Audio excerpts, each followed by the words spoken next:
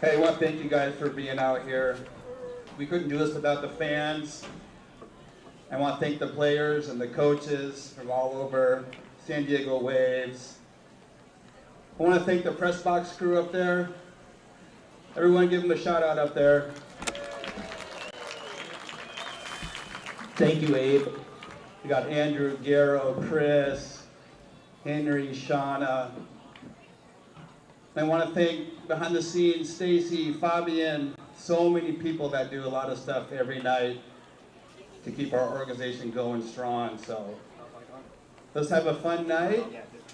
We got great weather. We got a little surprise for you in a little bit, so keep your phones ready. Let's have a good time, guys. Next up, I'm going to hand the mic to the General Manager, John Lorkey. Here we go, John. Thanks, guys. Thanks, President Abe. Hello again, everyone. 117th Midnight Sun Game. Woo! Yes, sir. Yes, sir. Thank you all for coming. Thank you all last August for voting the Goldpanners and the Newsminers Reader's Choice Awards the #1 sports team in Fairbanks. Thank you very much. We hope to keep that tradition alive. No pressure on the August voting, though. A lot of help. Abe is absolutely right. A whole lot of help. Rissy's Greenhouse helping out. John Huff with AUP. He's around here somewhere working away. Thanks, John. Chris Carlson has been out here every day working. Thanks to the military at Fort Wainwright for letting us borrow the bleachers once again, because our regular seating doesn't handle it for this game. So thanks to them. Thanks to Eielson Air Force Base for sending out a bunch of guys to help us with security today. So we really appreciate all that a bunch. So the borough brought us bleachers out here for sure. Help with the ticket booths, all the vendors. We got Big Daddies, we got Frosty Hooters. Appreciate all that. All the businesses that help us. We have over 125 businesses that help us throughout the season, and we really appreciate every one of them. All the board members that are out here helping, a lot of folks helping, so we really appreciate that. So thank you for all the help you do, every one of you. We appreciate it.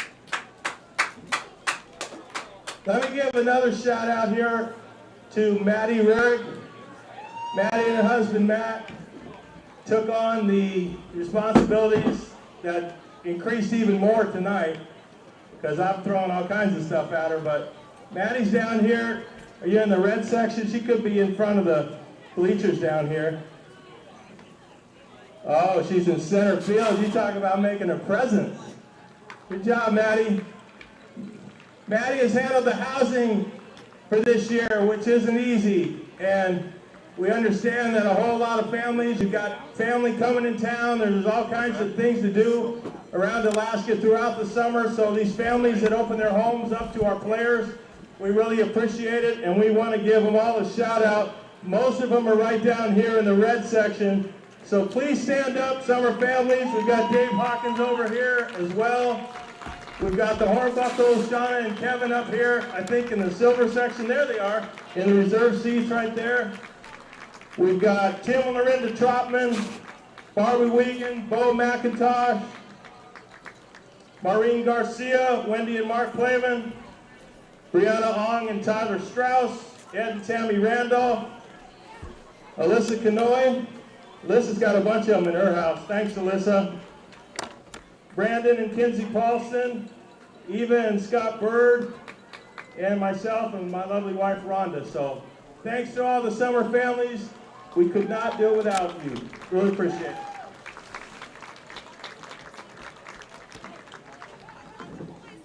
Let me have Mike Studer stand up and take a wave over here with the San Diego Waves. We believe, talking to Mike before the game, here's Mike, 6-time opponent in the Midnight Sun game. We think that's a record. As Don Dennis says it was, we don't argue with Don Dennis's mind and his recall. So thanks, Mike. Welcome back. hoping for a little different outcome here than 2017 when you beat us, so sorry about that. But Mike grew up here in Fairbanks. He attended West Valley High School, played for the North Pole Knicks in 1989. Who remembers the North Pole Knicks? That's what brought me to Alaska way back in 1980. So now you're trying to calculate my age. Don't do it. Mike went to Pacific, exactly, very old. Went to Pacific University in Oregon, was elected to the Athletic Hall of Fame there in 2003. He's taken the Waves to the NBC World Series numerous times and eliminated the Goldpanners from the tournament in 2014. They last appeared, as I said, in 2017, and we hope to reverse that outcome. So, anyway, welcome back, Mike. Thank you. Class act, the whole organization. We appreciate you coming back.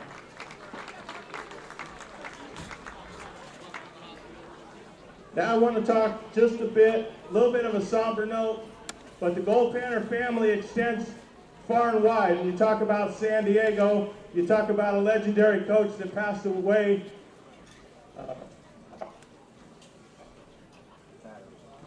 Oh no.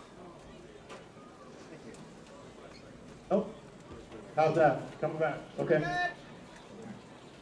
In January, we lost a coach as well, and we're talking coaches that are just at the top, the pinnacle of their craft. I might need to have another mic. This one keeps cutting out. Battery. So in January, we lost field manager Ed Sheff. Ed was here for 5 seasons. Most all these guys that are here know about Ed Sheff. 78 years old, he was 5th on the leaderboard for college coaches with the most wins with 1,705. 34 seasons at Lewis and Clark State in Lewiston, Idaho. He won 16 National Association of Intercollegiate Athletics, NAIA titles, was the Coach of the Year for that organization 8 times, inducted into their Hall of Fame in 1994. He was named the National Baseball Congress Coach of the Year in 2002, when he guided the Goldpanners in his first season to a national championship at the NBC tournament in Wichita with an 8-3 win over the Glacier Pilots. He was named the Alaska League's Coach of the Year 3 times and was inducted in the National Collegiate Baseball Hall of Fame in 2012. Ed Sheff.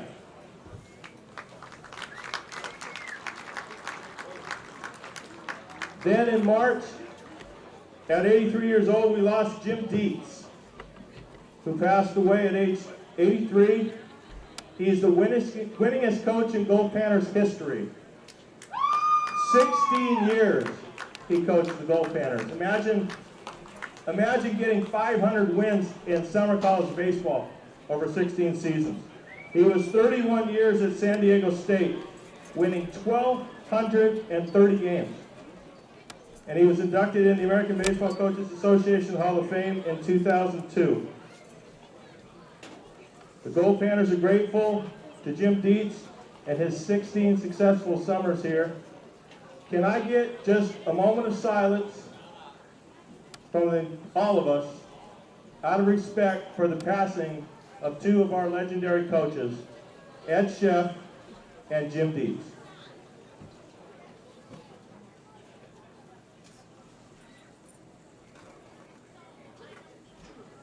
Thank you very much.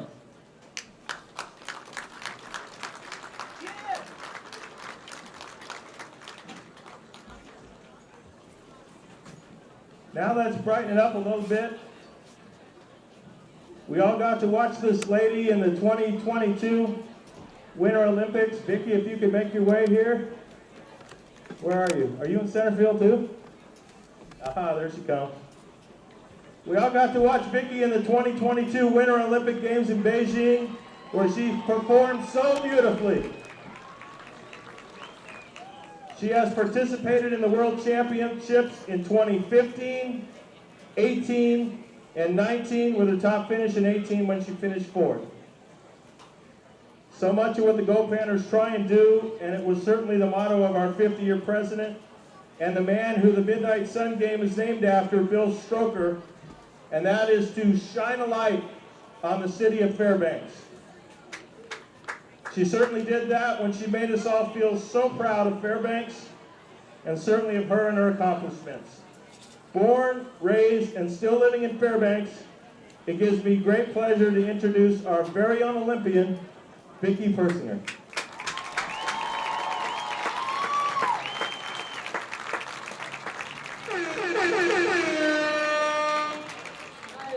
Just want to say thank you to everyone who's ever cheered me on. Hope everyone has a great solstice, and go Panners. She's not going to get away that easily. We're going to make a little presentation to Vicki. You got to have some swag, Vicki. Let's see. So we got a Goldpanners hat.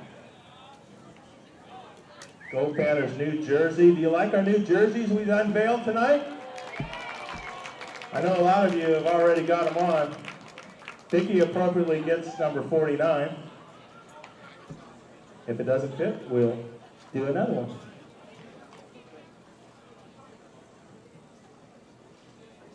And a signed baseball from the 2022 Goldpanners.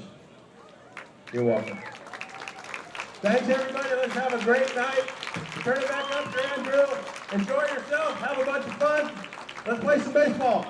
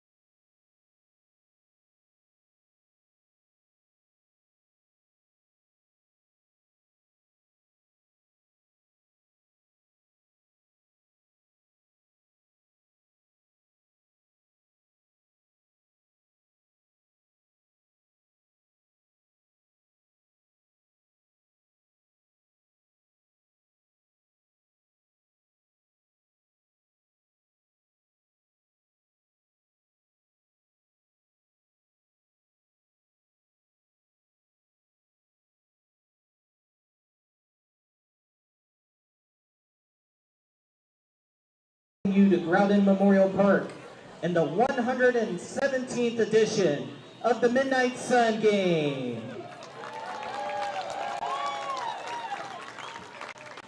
Tonight's umpiring crew is as follows. At home plate behind the dish is Mr. Chad Rose. At first base is Mr. Brian Luth. At second base is Mr. Dwayne Clemens. At third base is Mr. David Noah. In left field is Mr. Dan Angelo. In right field is Mr. Thad Bertelson. And umpiring chief in the third base dugout is Mr. Bob Homolka.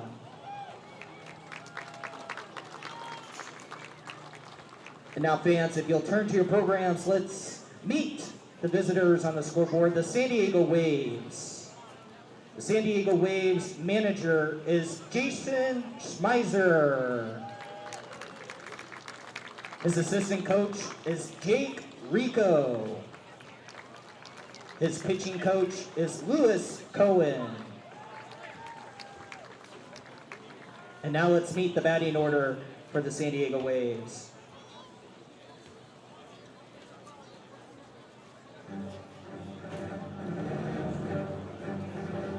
Batting first for the Waves, playing catcher, wearing number 5 is Devlin Lindemann. Batting second, playing right field, wearing the number 7 is Caden Zuba. Batting third, playing left field, number 40, Quincy Scott. Batting fourth, playing first base, wearing the number 28, Garner Christensen. Batting fifth, the third baseman, wearing number 4, Phoenix Samay. Batting sixth, the designated hitter, wearing number 1, Cole Kashimoto. Batting seventh, the center fielder, wearing number 18, Reese Anderson. Batting eighth, the second baseman, wearing number 3, Ryan Ben. Batting ninth, playing shortstop, wearing number 2, is Nicholas Jayo. The starting pitcher for the San Diego Waves tonight is number 25, Chris Fields. And the rest of the San Diego Waves.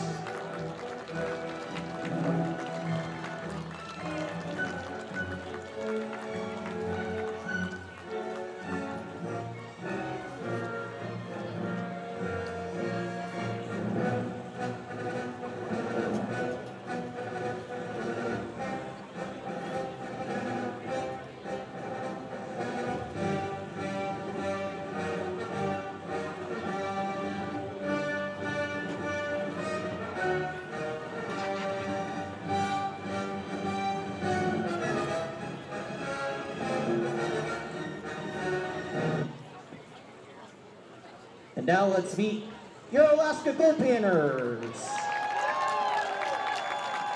The field manager for your Alaska Goldpanners is number 32, Mark Lindsay. His assistant coaches are number 55, Ryan Hansen. Number 24, Jake Taylor.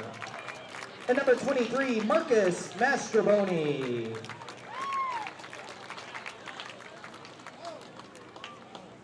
And now let's meet the batting lineup for your Alaska Goldpanners. Batting first, the center fielder wearing number 8, Dominic Hughes. Batting second, the third baseman wearing number 12, Griffin Harrison. Batting third, the designated hitter wearing number 22, Sean Rimmer. Batting fourth, the left fielder wearing number 29, Brock Rudy.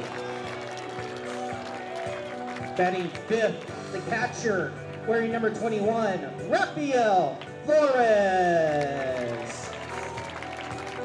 Batting sixth, the first baseman wearing number 4, Matthew Pinal. Batting seventh, the right fielder, wearing number 25, Brock Bless. Batting eighth, the second baseman, wearing number 9, Caleb Millican. Batting ninth, playing shortstop, wearing number 2, Marty Munoz. And the starting pitcher tonight for your Alaska Goldpanners is number 7, Ian Torpy. And the rest of your Alaska Goldpanners.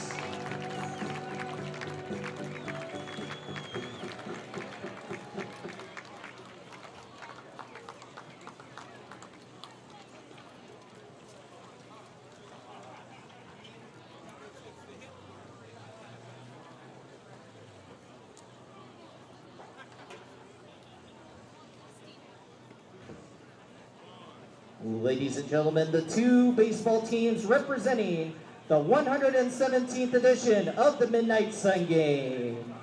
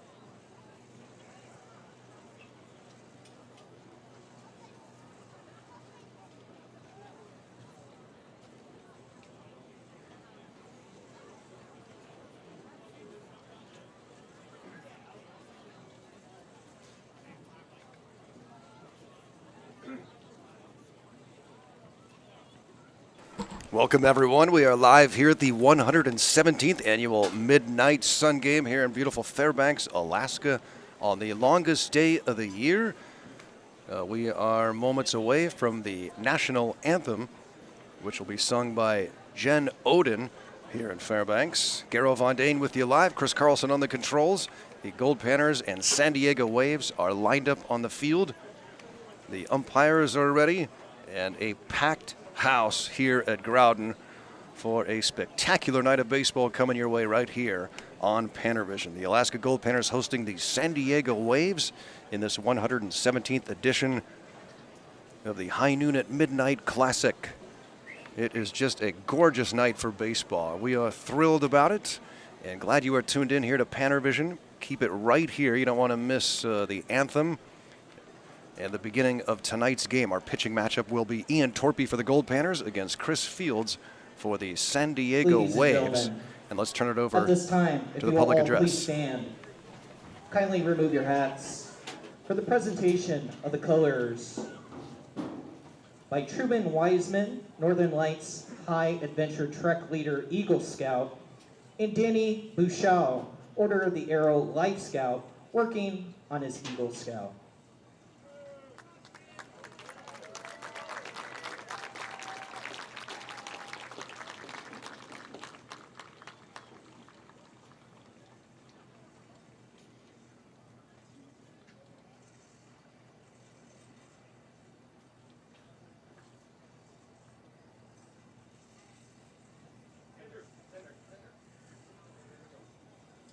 Our vocalist for this evening to sing the Star Spangled Banner is Miss Jen Oden.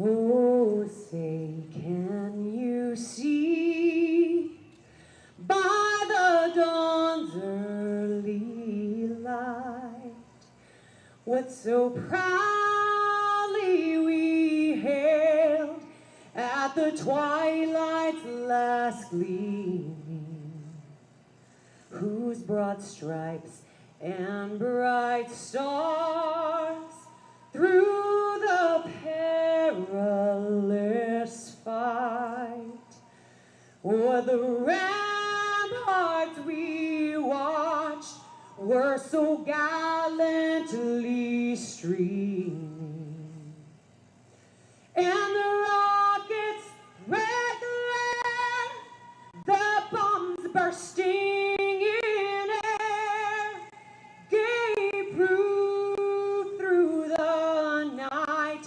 that our flag was still there. Oh, say, does that star-spangled banner yet wave o'er the land of the free and the home of the brave?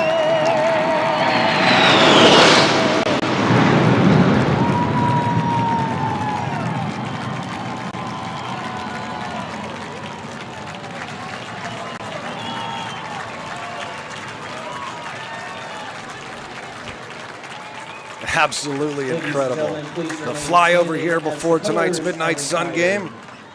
Goldpanners and Waves ready to go here in Fairbanks. Hope you are too.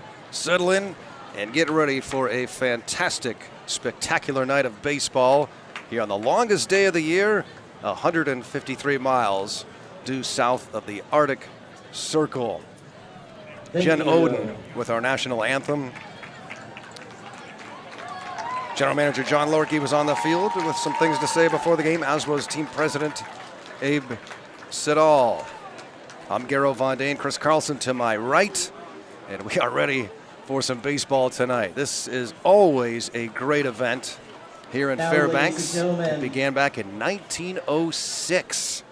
Panners picked it out up to throw with the their inception ceremonial in first 1960, pitch and now the first for the pitch 117th edition of the Midnight Sun Game is none other than 2022 Olympic curling star from Fairbanks, Alaska, Miss Vicki Persinger. Vicki Persinger, who competed in Beijing in the 2022 Olympics in curling. Fairbanks native on Team USA will throw out our ceremonial first pitch tonight here at Groudon.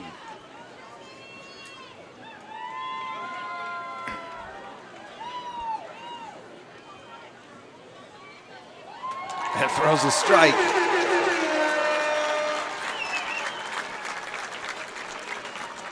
Let's give you our starting Thank you, lineups. Vicki. We gave you our pitching matchup. Ian Torpy for the All right, Goldpanners baseball against Chris fans, Fields on for the count of Waves. three, I want you to say play ball. For the 1, San Diego 2, Waves. 3. As play Nicely ball done. sounds here from the gigantic crowd here at Groudon. Leading off for the Waves, catcher number 5, Devlin Lindman. Batting second will be the right fielder number 7, Caden Ladies and Zuba. gentlemen, taking the Batting field third here, and playing left field, 2022 Quincy Scott. Alaska Batting cleanup for the Waves, Goldpanners. Garner Christensen. Phoenix Some will bat fifth. The designated hitter is Cole Kashimoto in the 6th spot. Center fielder Reese Anderson will bat 7th. Ryan Fenn 8th. And Nick Gio, the shortstop, batting 9th.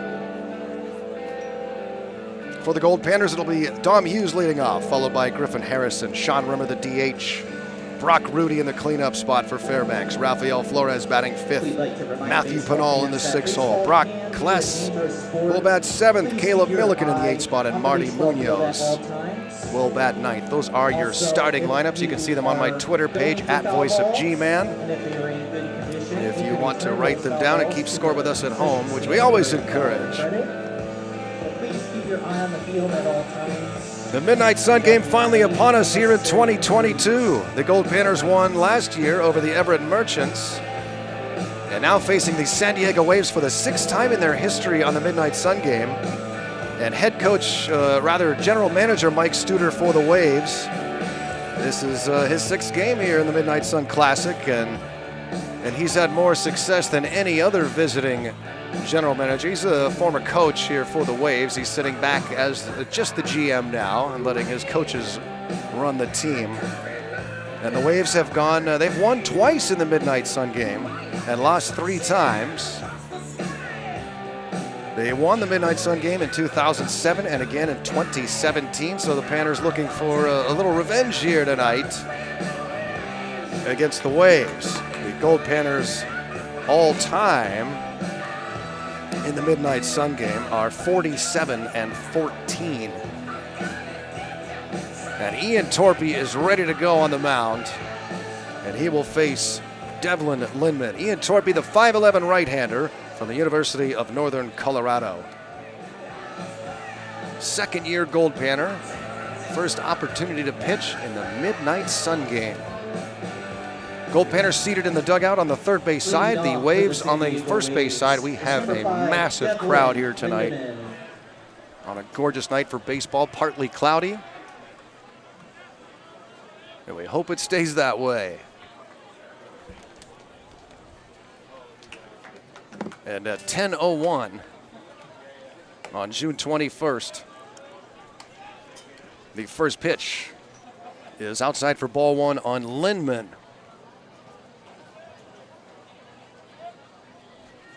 And Ian Torpy, you know he's got to be so charged up. It's a long wait for this game, a 10 p.m. start. And just got to fight his way through the first inning and fight those nerves. And he starts with 3 balls and no strikes on Lindman out of Palomar College. And Lindman catching tonight for the Waves. And there's a strike. It's 3-1. Behind home plate calling balls and strikes is Chad Rose. We've got a 6-man umpiring crew tonight, plus crew chief Bob Homolka, who is by the Goldpanner dugout, and that one is fouled back. It's 3-2.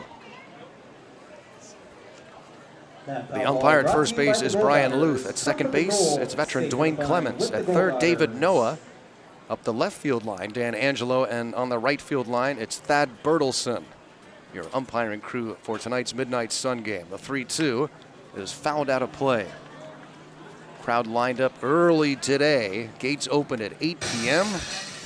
That foul ball brought to you by the Glass Doctor. The Glass Doctor, they are still coming in here, squeezed into Ground Memorial Park, opened in 1961. The 3-2 is hit up the middle for a base hit. So a good at bat for Devlin Lindman. And the leadoff man aboard for the Waves. That'll bring up Caden Zuba, right fielder. This is game 2 of a 6-game series. Number 7, Caden Zuba. Last night, the Goldpanners ran away with it 12-1 over the Waves, but San Diego's a very good team. They are 7-2-1 on the year, had won 6 straight before last night. The Goldpanners start the day as a swing and a miss from Zuba. The Goldpanners have won 10 of their first 12. They've tied 1 and lost just 1. So matchup of very good baseball teams here in the Midnight Sun game tonight. And the 1-strike pitch from Torpy. Hit up the right field line. Will it be a fair ball? And it is just fair. And a runner will head around second on his way to third and get there. So runners at the corners for the Waves as Zuba deposits one just inside the right field line. And the Waves in business here in the first inning with back-to-back singles. Now And Ian Torpy number 40, Quincy will have to Scott. work out of a jam here in the first inning. Ian Torpy has been excellent in his Goldpanner career. This year he's making his 4th start. Last one was just 1 inning to get some throws in before tonight's game. He has thrown 11 1/3 on the summer, 1 run given up on 3 base hits. He has struck out 9 and walked 9. And Torp's readies and deals ball 1 to Quincy Scott, left fielder for San Diego. Another Palomar College player for Mike Studer's San Diego Waves. The Waves are coached by skipper Jason Schmeiser. He's assisted by Jake Rico and pitching coach Lewis Cohen. Lined right at first base, and Matthew Penal makes the catch and steps on the bag for the double play.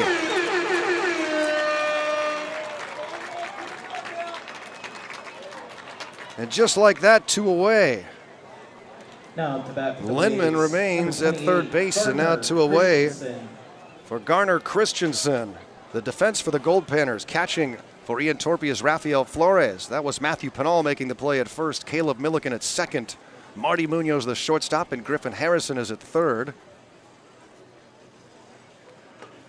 And it's ball 1 to Christensen in the cleanup spot. Out of Delta College, redshirt freshman, the outfield for Fairbanks. Left to right, it's Brock Rudy. Dominic Hughes in center, Brock Kless, tonight's right fielder. Chopped foul, it's 1-1. A turf infield here in Fairbanks and the natural grass in the outfield.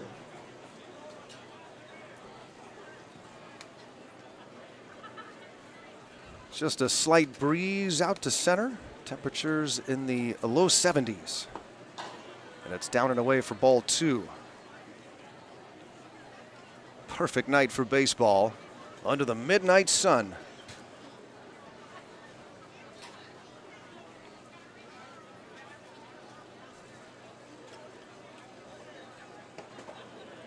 Just misses for ball 3 on the curveball. Cars parked as far as the eyes can see behind us and all around.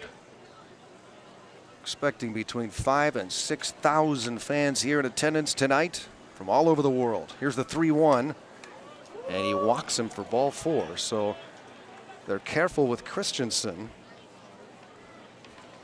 And runners at the corners for Phoenix Some, rather. Number 4, Phoenix Some. Out of Mount San Jacinto College. Some will stand in here against Ian Torpey. Back-to-back singles to put runners in the corners. But the line out to first with the double play. And there were 2 outs, and now the walk to Christensen. Here's Phoenix Some. Grounder up the middle. Munoz, the shortstop, will flip to second for the force out. No damage done here in the top of the first. Scoreless, Goldpanners coming to bat.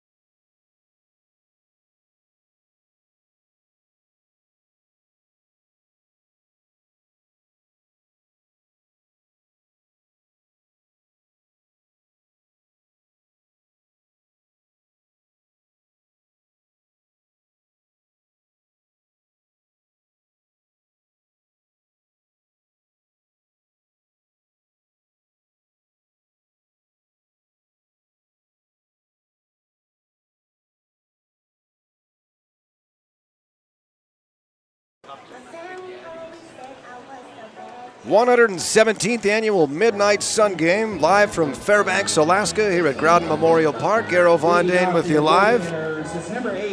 Man, oh man. We're finally here at the Midnight Sun Game. We're underway. We head to the bottom of the first inning. The Waves make some noise in the top of the first. Ian Torpy gets out of it. And now, starting pitcher for the San Diego Waves is Mr. Chris Fields, the 6'3" right-hander from Riverside City College. He gets the honor of starting this game for the Waves, and the hard-throwing right-hander misses down low to Dominic Hughes, second-year Gold Panner out of Kansas State. Dom Hughes will be followed by Griffin Harrison and the designated hitter, Sean Rimmer. The one-ball pitch lines it to center. Going back, though, is Reese Anderson, and he comes in to make the catch. Hughes is out number 1 here in the first inning. Brings up Griffin Harrison for the Gold Panners. The freshman from Sacramento State. Now to bat for your Gold Panners, number 12, Griffin Harrison. Harrison batting .290 so far on the year. And we'll try to give the Gold Panners a base runner here in the bottom of the first inning. 0-0 ball game. And it's down in the dirt for ball 1. Tonight on the longest day of the year, sunset will be officially at 12:47 a.m. Sunrise will be at 2:57 a.m. locally in the north. The one-ball pitch takes inside for ball 2. The sun will set a little bit sooner here because we have the hills off to the left where the sun will be setting.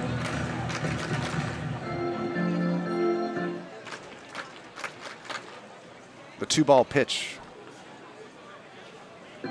We will play under the natural glow of the midnight sun until this game is over. The lights will not be turned on under any circumstances.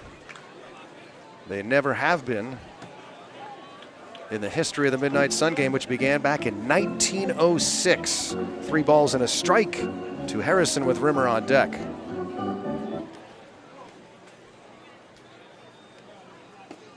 And he takes ball 4. A 5-pitch walk to Griffin Harrison.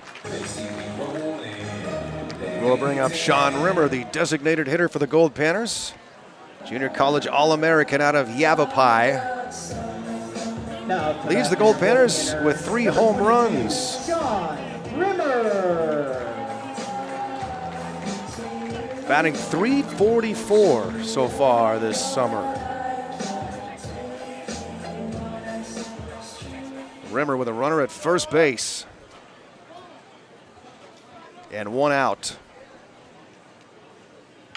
And he swings and chops it foul. The Gold Panners are managed by first-year field manager, second-year coach Mark Lindsay from Chico State.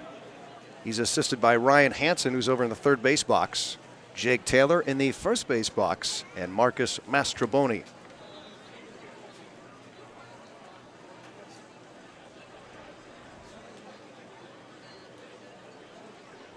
The 1-strike pitch is down and in. The runner takes off for second, and we'll get there as the throw goes into center field.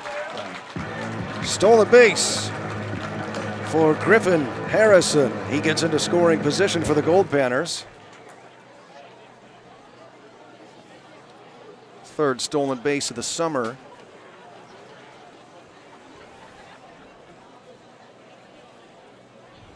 That 1906 Midnight Sun Game was played between the Eagles Club and the California Bar. It was the Drinks versus the Smokes.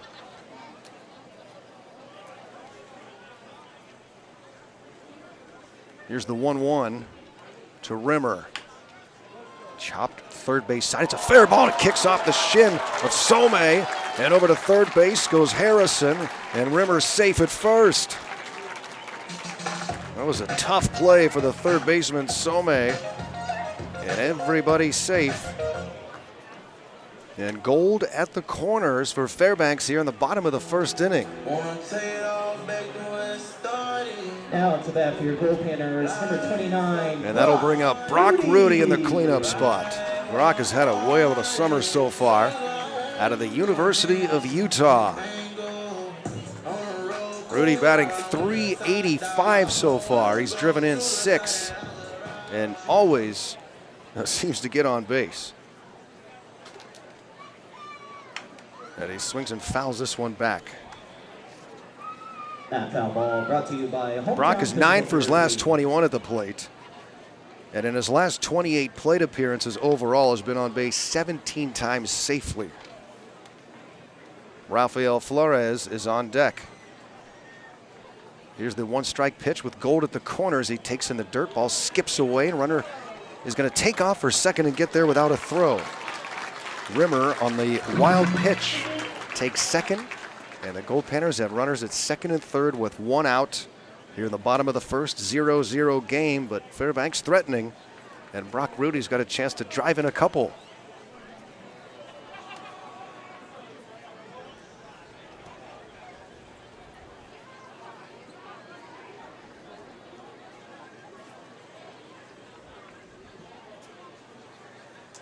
The 1-1 from Fields.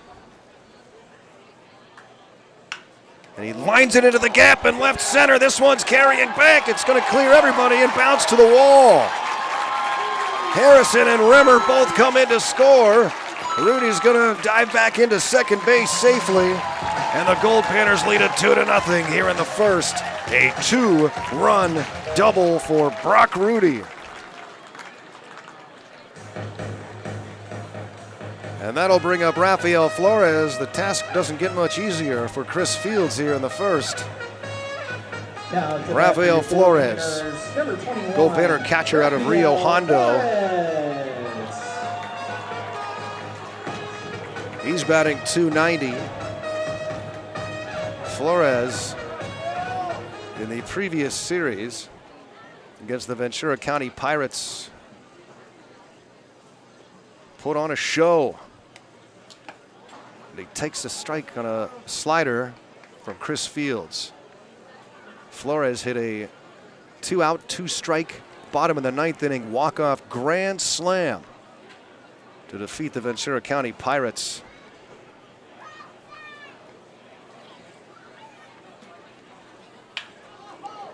Base hit to left. Rudy's going to head to third and stay there. And the inning continues with just 1 out as Flores has another base hit. And Matthew Pinal, perhaps the most dangerous hitter, arguably, for the Goldpanners. Here comes pitching coach Lewis Cohen to try and settle down Chris Fields here in the first inning. Fields took care of Dom Hughes on a couple of pitches with a line out to center, but Harrison walked. Rimmer reached on an error. And then Brock Rudy doubled in a couple. And Rafael Flores singled. Gold at the corners. The Panners very much in business here in the first, and 2 runs are already in. Matthew Pinal, a two-way player for Fairbanks out of Southgate, California. He is 10 for 21 on the season with 2 home runs and hits the ball hard every single time. Or so it seems. There's got to be an exception in there, but I don't recall one.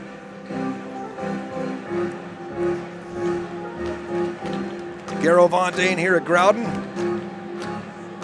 A little under the weather, bear with my voice, as there's not much of it here today. But we'll get there, you and I.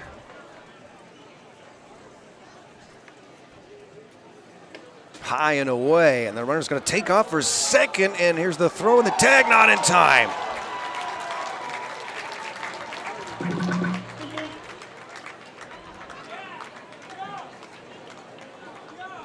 Goldpanners like to run, and they have been running so far here in the first inning. And Pinal with a hitter's count here, dangerous spot for Chris Fields on the mound. 1 out, a 2-ball count to Pinal. And he deals inside for ball 3. Brock Kless is on deck. This is a dangerous Panner lineup.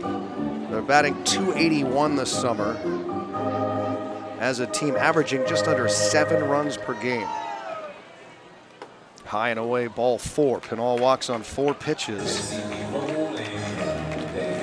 And that'll bring up Brock Kless. How about the Goldpanner jerseys today? They were just unveiled for the first time tonight for the Midnight Sun game. The black tops with Alaska, the snow-capped letters across the front. The Waves on the field in their blue tops and blue caps. 7th batter here in the first inning. It's 2-zip Goldpanners. Brock Kless with the bases full of gold. Sophomore from UC San Diego out of Valencia, California, awaits the first pitch from the right-hander Chris Fields. And swings and misses on an off-speed pitch for strike 1. Brock Kless, 6 for 16 so far.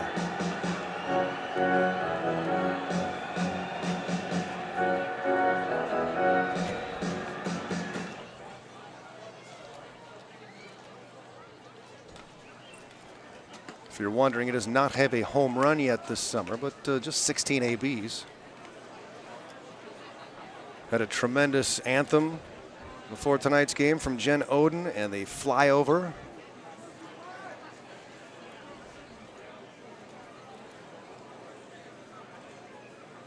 And here's the 1-1 to Kless. Base is stacked. Almost hit him. It did hit him on the elbow. And a run will come in as Rudy will score.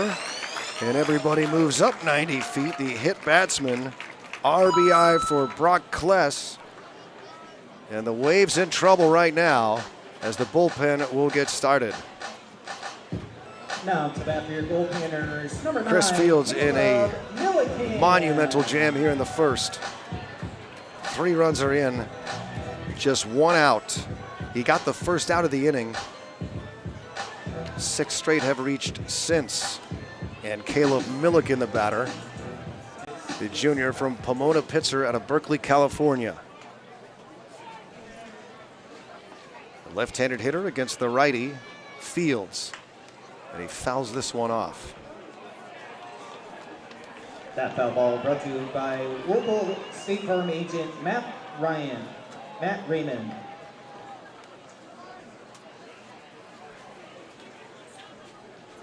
Humongous crowd here tonight. Perhaps the biggest I've seen on a Midnight Sun game.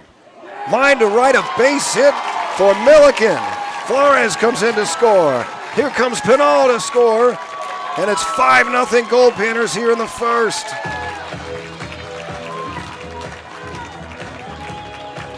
Pinal holds up, or rather, Kless holds up at second base.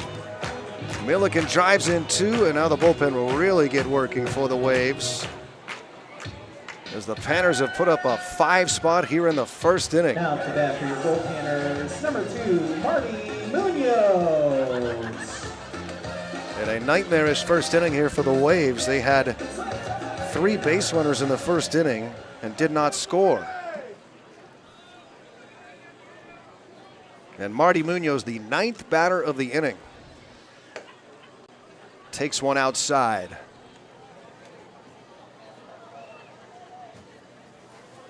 Sophomore from Cal Baptist out of Riverside, California, Marty Munoz.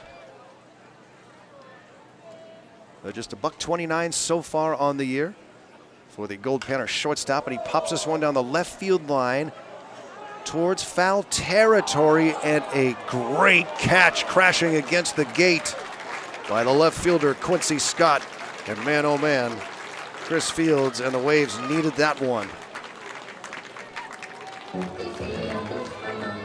Second out of the inning, runners stay put.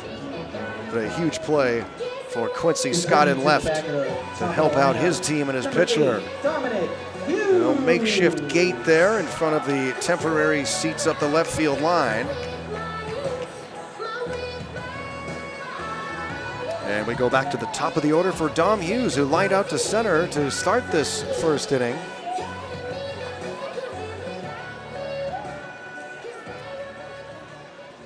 Great to have you with us here on Panner Vision.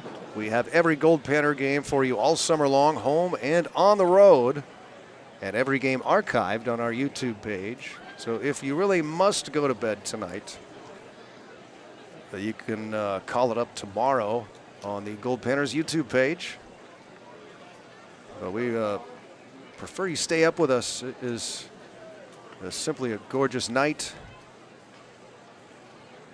And for many of you, once in a lifetime event. Swing and a miss from Hughes.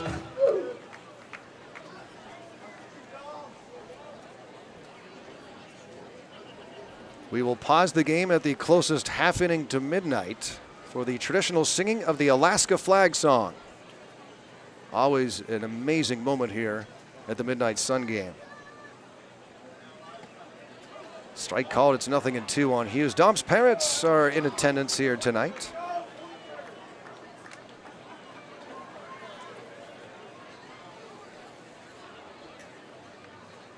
A long first inning for Chris Fields, trying to put a stop to it.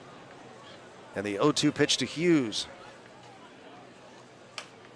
And Hughes stays alive, fouling one in the parking lot up the left field side. That ball brought to you by State Farm local agent Dick Randolph.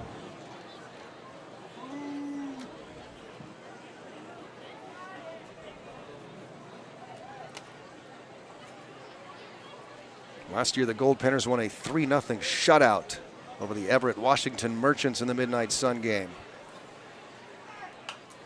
Foul back again by Hughes.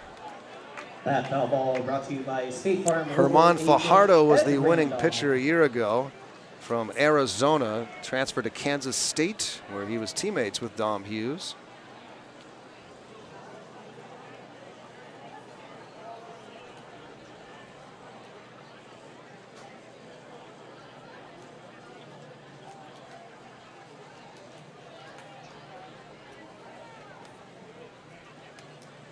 The 0-2 again, way outside. Runners take off. Here's the throw to third. Ball is there, and the tag is down and out at third base as Kless, caught stealing, goes 2-5, and that ends the first inning.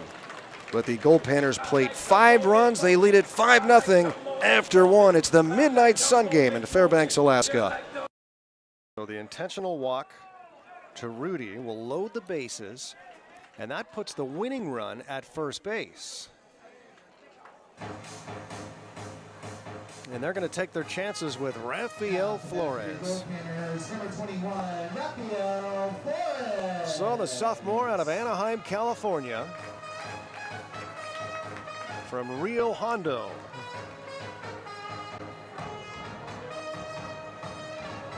Will stand in against Brady Schrank. How about the drama here tonight? Another 2-2 on the way, and he hammers this one deep to left. It's carrying, it's back, and it's gone! A grand slam walk-off home run for Rafael Flores. The Panners win it over the Pirates, and they celebrate at home plate.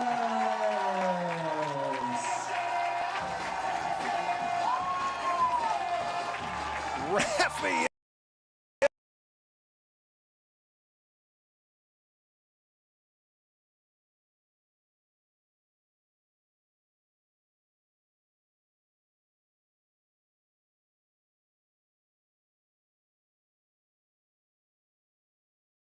Waves is number 1, Cole Hashimoto.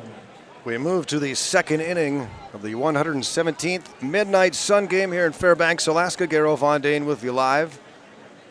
The Panners score 5 in the bottom of the first inning to take a 5-0 lead.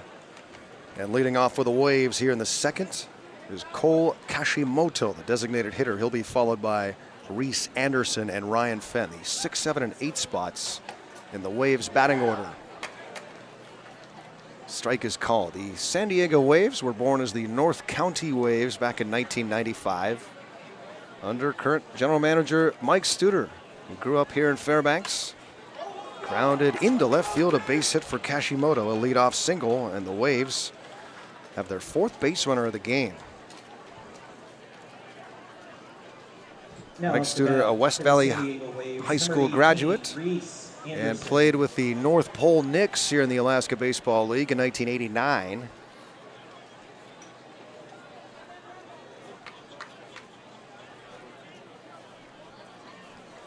And here's Reese Anderson, center fielder for the Waves. And he tries to put a bunt down, and he fouls it off towards the Goldpanner dugout. That foul ball brought to you by State Farm local agent Shannon Fortune. The Alaska Goldpanners were born in 1960. Founded by Red Boucher, retired Marine Admiral.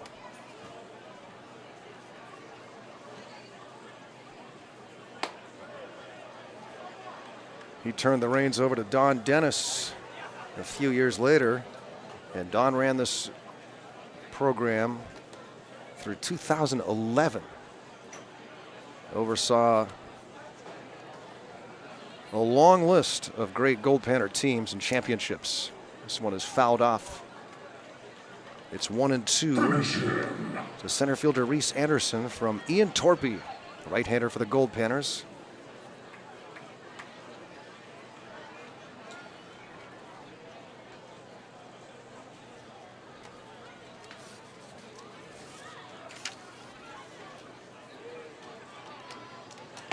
Swing and a miss. Torpy strikes out Anderson on some high heat. First strikeout for Torpy, and brings up Ryan Fenn with one away and a runner at first. Now up to bat for the Waves, number 3, Ryan Fenn. The Goldpanners won 6 national titles over the years under Don Dennis. 30 Alaska Baseball League championships. Goldpanners are an independent team nowadays. And over the years, the Goldpanners have sent well over 200 players to the major leagues. A runner with a lead and the snap throw to first, and he's back safely. Over 1,200 Goldpanners have been drafted. 125 in the first round. All those numbers records for any summer amateur team. This one is popped up and playable for the shortstop Munoz. A step onto the grass, and Fenn is out number 2, and we'll bring up Nicholas Gio. Now up to bat for the Waves, A 5'9" right-handed hitter from Hawaii Gio. Pacific.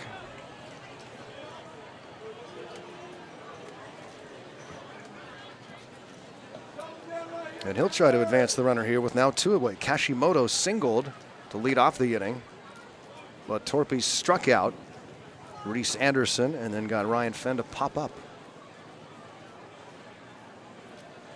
5-zip Goldpanners, top of inning number 2.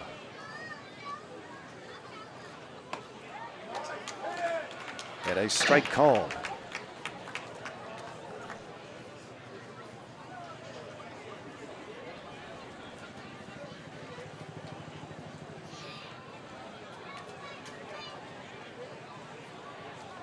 The 1-1, and there for a strike. The dimensions here at Groudon. Down the left field line, it's 315. Down the right field line, 328. Straightaway center field is 410. Runner takes off on a 1-2 that's fouled back to the wall.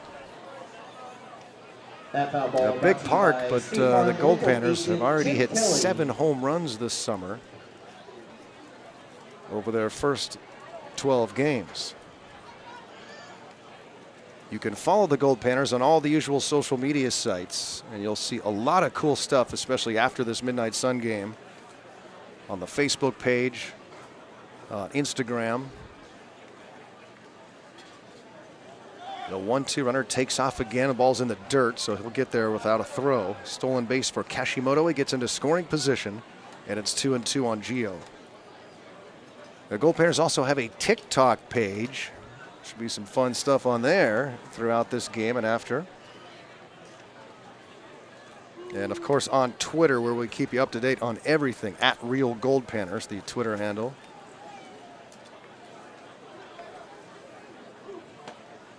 Down low for a ball. We tweet out the broadcast link every night and the lineups.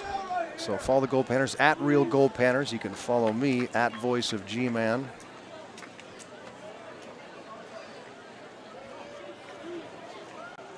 And if you're on the YouTube page, tuned in, tell us where you're tuning in from here tonight. Here's the 3-2. Just misses outside for ball 4. The inning continues.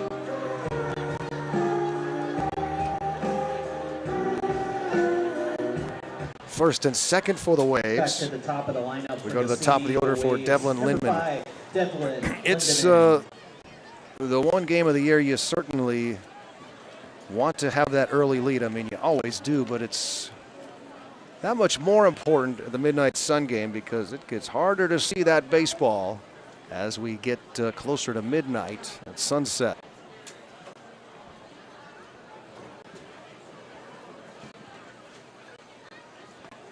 I was talking to GM Mike Studer, my old friend with the Waves, before the game, going back over the Midnight Sun games his Waves have competed in. We talked about that 2001 game that I was here to call, my first, when the Goldpanners won on a walk-off pass ball. Catcher just couldn't see the baseball, sailed right past him, and Mark Tugwell came in from third to score the game-winning run. There have been a lot of bizarre games on June 21st over the years. Battery mates want to talk things over, Flores and Torpy. It's 2 balls and no strikes here on Devlin Lindman.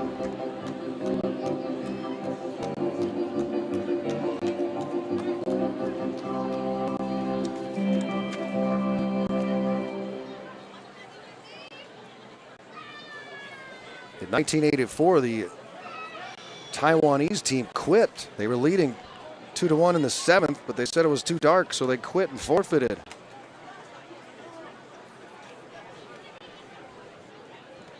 Torpy ready to work again, and he will step off, look the runner back. Lindman singled to lead off the first inning.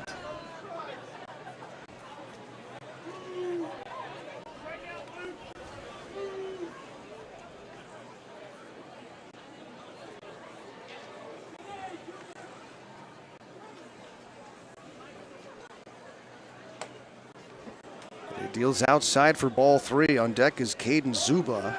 Zuba also singled in the first inning. And Rafael Flores again comes out to talk to Ian Torpy, hopefully just discussing signs. Well, both starting pitchers have thrown a lot of pitches here early on. We're only in the top of the 2nd inning. And Ian Torpy trying to put an end to it and keep the Waves off the board.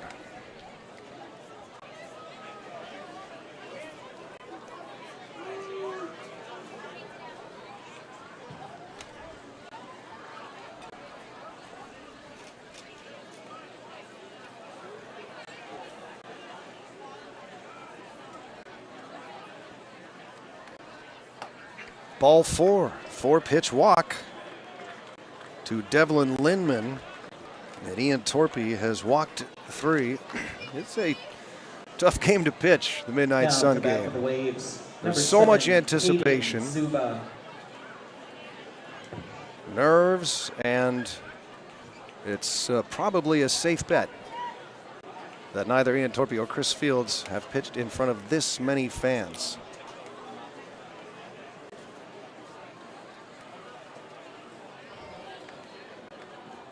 Zuba with the bases full, and it goes through the legs of Rafael Flores, and a run comes in, and the Waves are on the board as Kashimoto scores. And both runners move up. The pitch was in the dirt and then got through the legs of catcher Flores. And here comes Goldpanner head coach Mark Lindsay. Mark Lindsay was the pitching coach a year ago. He's got a pitching background at Chico State, former catcher as a player. And he wants to figure out what's going on here. Settle his guys down as he gathers the infield. Garo Von Dane with you live. Chris Carlson to my right on the controls as he always is. And everybody on YouTube, give a big hand for Chris Carlson. He has been here a long time. He was here late last night into the morning hours. He said he did go home for a few hours. I'm not sure if I believe him, but he's been here since early this morning at the very least. And still at it here tonight, running his crew of camera operators and bringing Pannervision into your homes night after night. So big hand for Chris Carlson.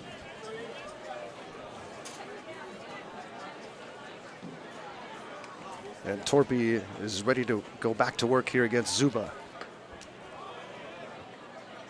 Wild pitch brings in the first Waves run of the game. They're on the board. It's 5-1 here in the top of the second.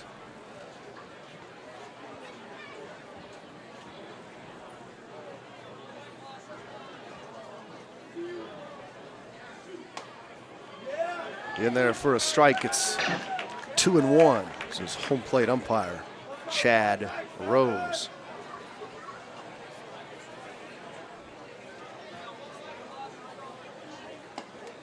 This is down low. Flores snags this one. The sun obscured by clouds right now here in Fairbanks.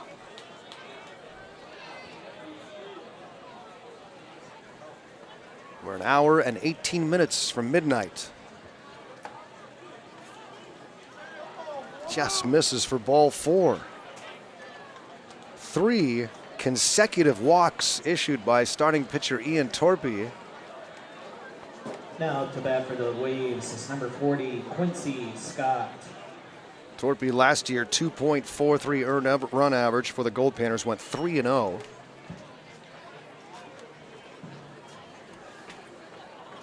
"13 starts at Northern Colorado this year, 67 strikeouts, over 60 1/3. Bases full for the Waves, still with 2 outs. Since the second out was recorded, 3 walks and a wild pitch mixed in.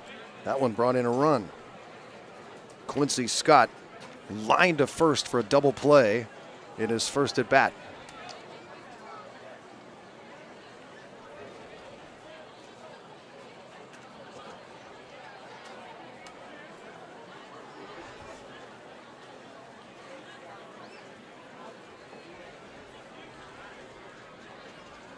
The 1-1 from Torpy. Swing and a miss. It's 1-2.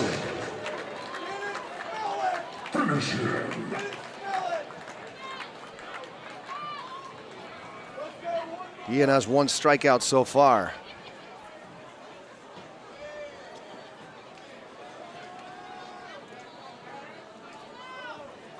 Bases loaded, 2 outs, and the 1-2 pitch to Quincy Scott is on the way. Blows it by him for strike 3. The Waves lead the bases loaded, but they pick up a run. It's 5-1 Goldpanners after 1.5.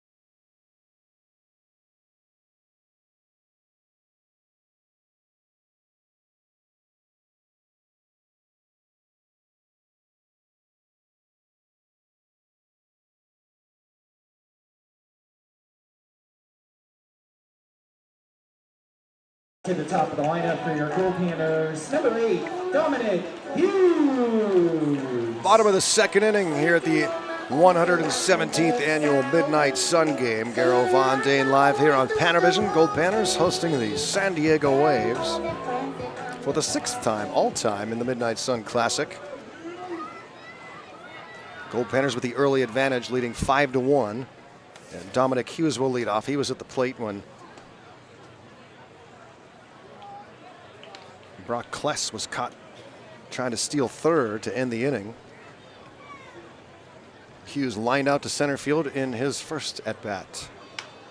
He hits this one high to left center field. Coming on quickly is Anderson. He will be called off by Scott. And Hughes is out number 1 here in the second inning. Goldpanners and Waves locking horns here. The Goldpanners picked up the Midnight Sun Game with their inception in 1960. 12, Griffin Harrison. Played the North Range All-Stars until the first out-of-state opponent was brought in, the Wichita Dreamliners. And the Dreamliners knocked off the Goldpanners in 1963 by a 3-1 final. And a strike is how Chris Fields starts to Griffin Harrison.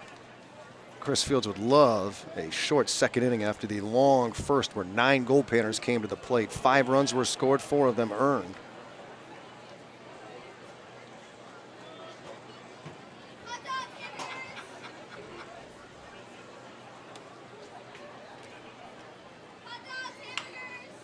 Chopper foul. Ian Torpy for the Goldpanners, starting pitcher, a little bit upset with himself after that first inning, but head coach Mark Lindsay met him at the dugout, gave him some encouragement. Ian has given up just 1 despite a lot of base runners in those first 2 innings.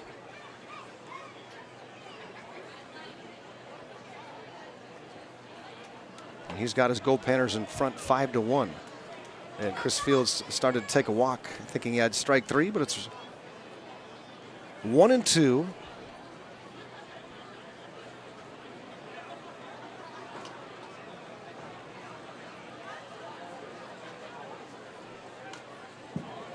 Fouled back to the wall.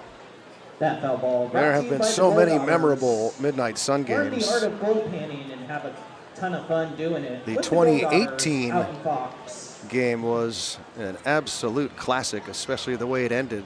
It's the one and only time the Midnight Sun Game has been won with a walk-off home run. Niles Nygaard. That foul ball brought to you by Foundation Over the Health left Partners. center field fence as darkness was upon us.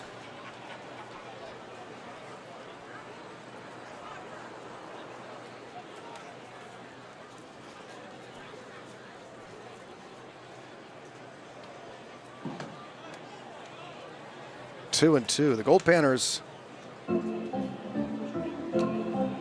had some trouble winning the Midnight Sun Game early in their history,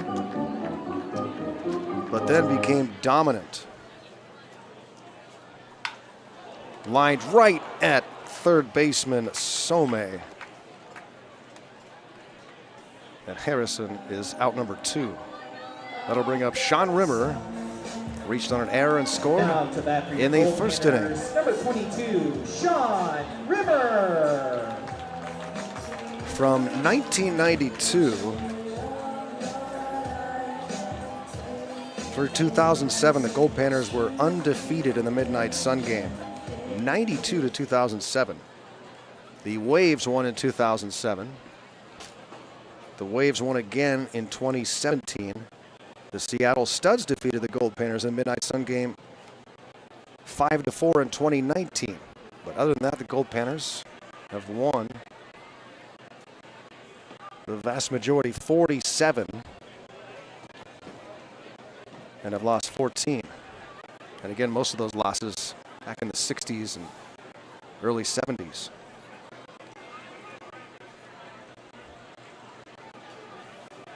Two balls and no strikes to Rimmer with Brock Rudy on deck. Bases empty, 2 away.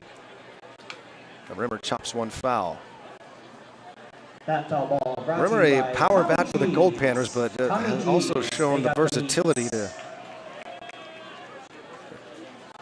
go with pitches and take singles the other way.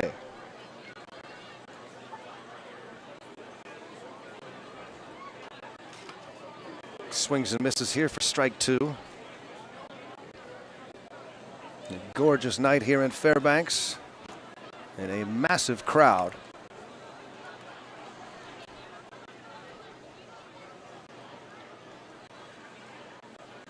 The 2-2.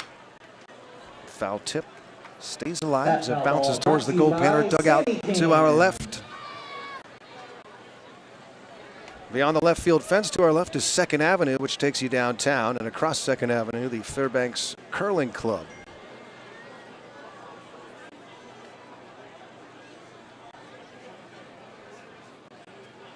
Way outside for ball 3. Tonight's ceremonial first pitch was thrown by Vicky Persinger.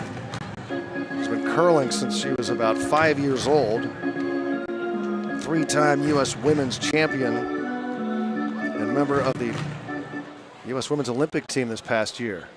Mixed doubles. That foul ball brought to you by the Turtle Club.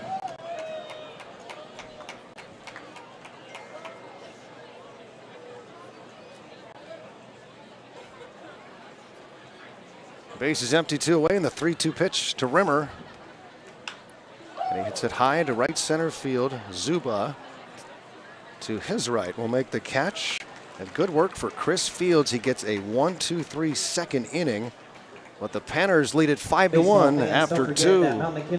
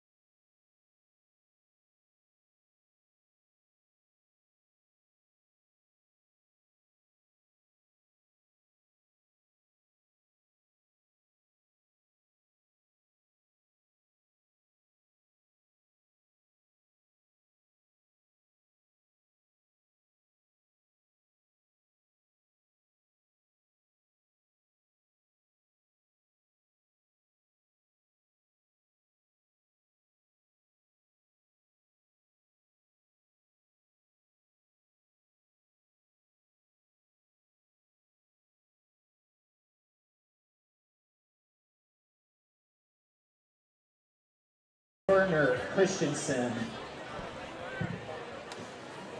We head to the 3rd inning here at the 117th annual Midnight Sun Game. Garo Von Dane with you live, and a pitching change as Garrett Cooper comes in to start the 3rd inning for the Goldpanners. Ian Torpy works the first 2, giving up 1 on 3 base hits. A lot of pitches though through those first 2 innings. 4 walks, a couple of strikeouts, and Ian Torpy departs with a 5-1 lead. And Garrett Cooper takes over out of Fresno Pacific. And this one is popped back and out of play off the bat of Garner Christensen, who walked in the 1st inning. Garrett Cooper, out of Fresno, California, 6-foot right-hander, was one of the top hitters for the Goldpanners a season ago. Batted .341. This one is up the middle for a base hit. 4th hit of the game for the Waves, and the throw is not going to get him at second, so all the way over to second goes Christensen. And a Now runner in back to the scoring Waves. position for the Number 4, Waves here in the Phoenix third inning. A Summers. long way to go in this one. Panthers took a 5-0 lead. Waves got one in the second. And Phoenix Some has his second at-bat and has a chance to drive in another Waves run. Cooper also threw about 20 innings last summer. But this year at school, pretty much exclusively a pitcher. And that's what he is for the Goldpanners here this summer.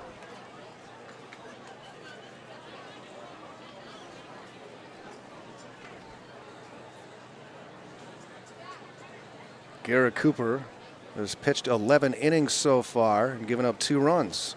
13 strikeouts to just 2 walks.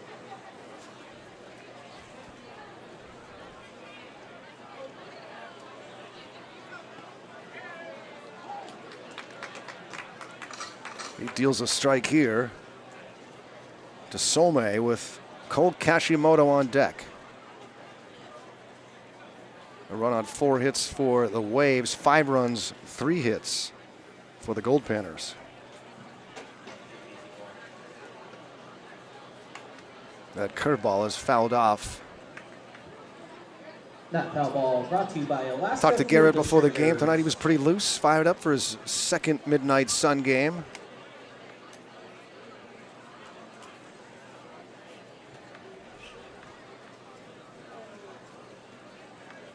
He and some of the other guys, Dom Hughes, asked me, what was your first Midnight Sun game? And I said 2001, and Dom Hughes says, that's the year I was born. Don't you love that?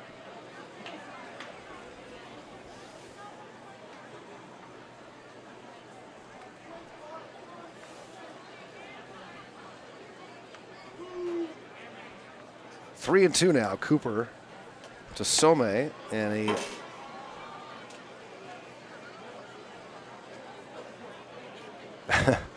now he takes his base. Some lost track of the count, and for a moment there I thought I did. Now to bat for the Waves, number 1. But now Garrett Cooper is asking. Hashimoto.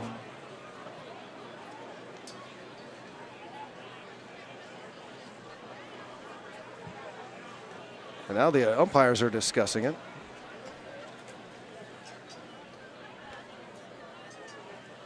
But it is a walk to Some.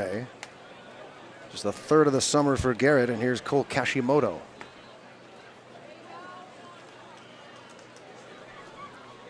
Cole singled and scored in the second inning. Man, they are squeezed into this facility tonight. Huge crowd here in Fairbanks. As we expected, a gorgeous night for baseball. Fouled off. And it's 0-2 on That foul ball brought to you by Jolly Kashimoto. 5 foot, 335-pound sophomore from Hawaii Pacific.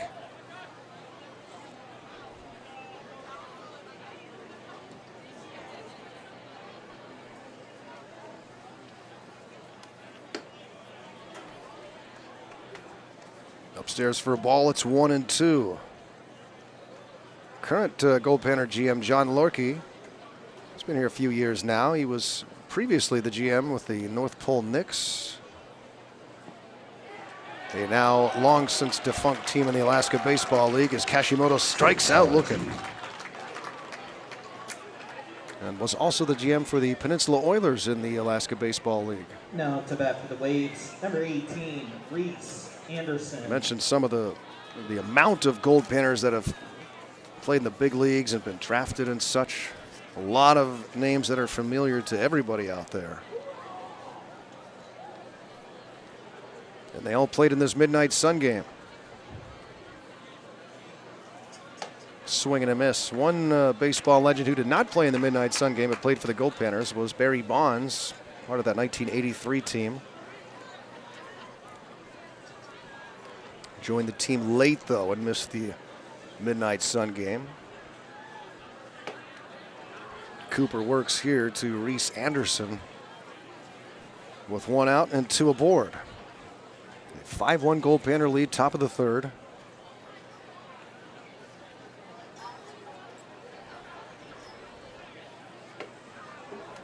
inside for a ball.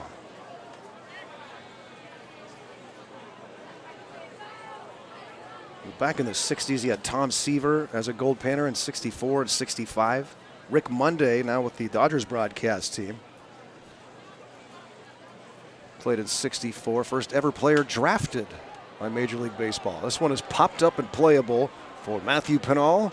He makes the catch in foul territory as the second out here in the third inning. Now up to bat. Brings for up the Ryan Waves, Fenn. Number 3, Ryan Fenn. Still runners at first and second for the Waves, who trail it by 4.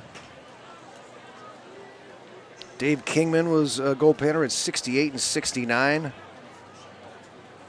And you move to the 70s, you have one of the all-time greatest athletes, Dave Winfield, in 71 and 72. Drafted in the first round in multiple professional sports. Baseball, basketball, and football. Nothing at 2. Cooper starts on Ryan Fenn out of Cuesta College. 2 aboard, 2 away. He swings and misses. Cooper strikes him out on 3 pitches. 2 strikeouts in the inning. No runs. 1 hit, couple left on. We'll head to the bottom of the third. It's 5-1 Gold Panners. Your Alaska Goldpanners would like to give a special shout out to World War II veteran Roger Theron, who tonight turns 104 years old. He is sitting over on the third base side. Roger, thank you for attending, and a happy 104th birthday from your Alaska Goldpanners.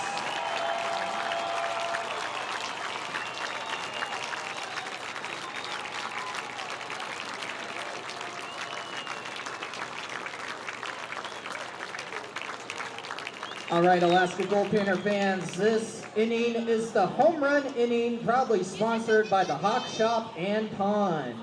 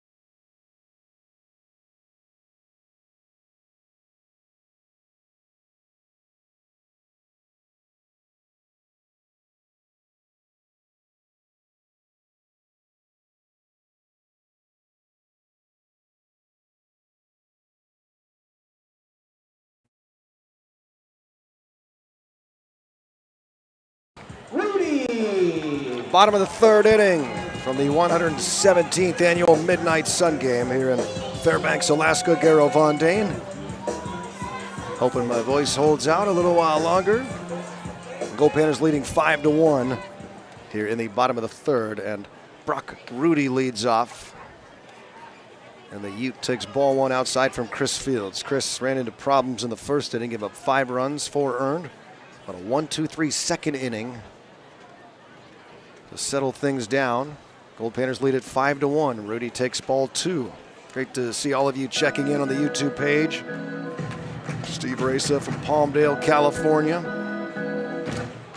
Used to go to Midnight Sun games up here in Fairbanks. Line to right, and a base hit for Brock Rudy. Just keeps rolling along. 2 for 2 tonight, brings up Rafael Flores. Marcia Clemens tuning in from Arkansas. Jeffrey Kripe out of Richland, Michigan. Becky Brown from San Ramon. Our good friend David Jackson down in Rio Vista. Number 21, Rafael Flores. James Federis. Everybody Tune in our good friend Bobby Sheridan and all of you. Get on the YouTube chat on the Goldpanners YouTube page.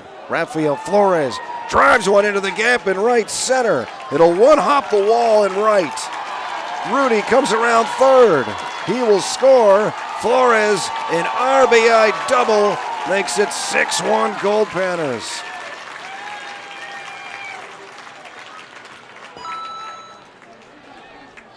A single and a double, and the Panners are back on the board. And that'll get the bullpen working for the Waves once again as a left-hander starts to throw. And here's Matthew Pinal. This is just a terrorizing part of the batting order here for the Goldpanners with Rimmer, Rudy, Flores, and Pinal. Going to be tough all night for these Waves pitchers.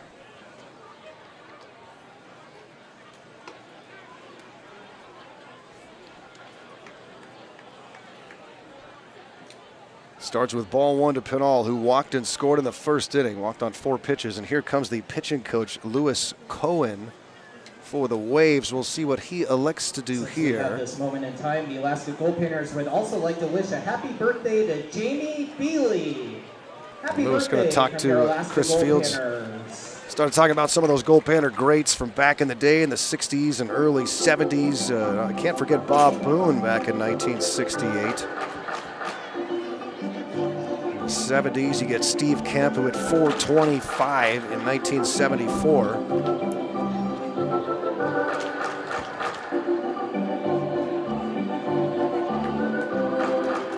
Terry Francona. Yeah, that's Terry Francona.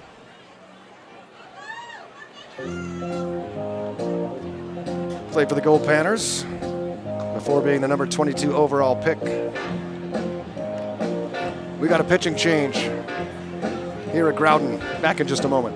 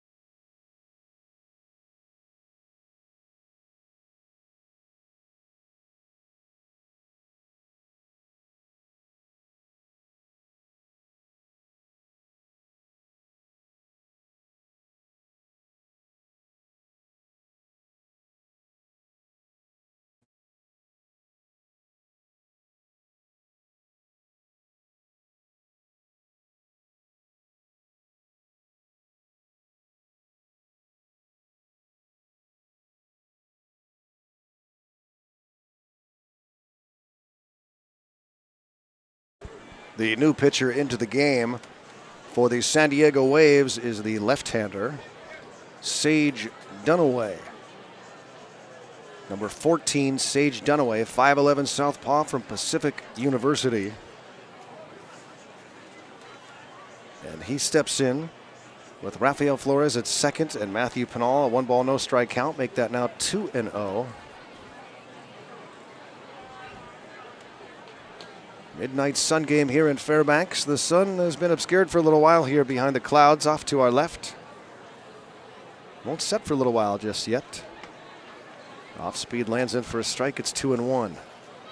Sunset officially at 12:47, but it'll come earlier here with the hills off to our left in the north. Yeah, the sun sets and rises in the north.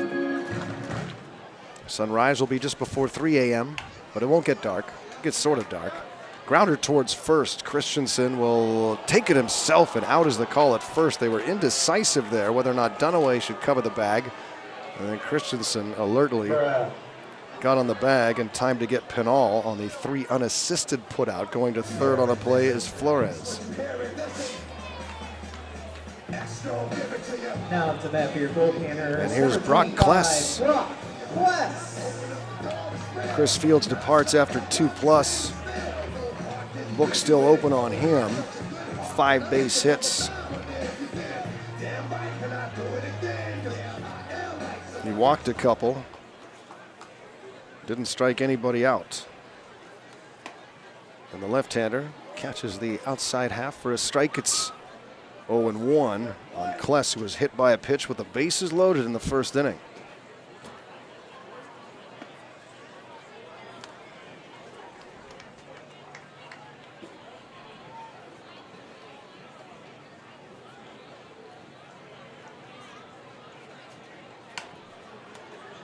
Popped over into the seats.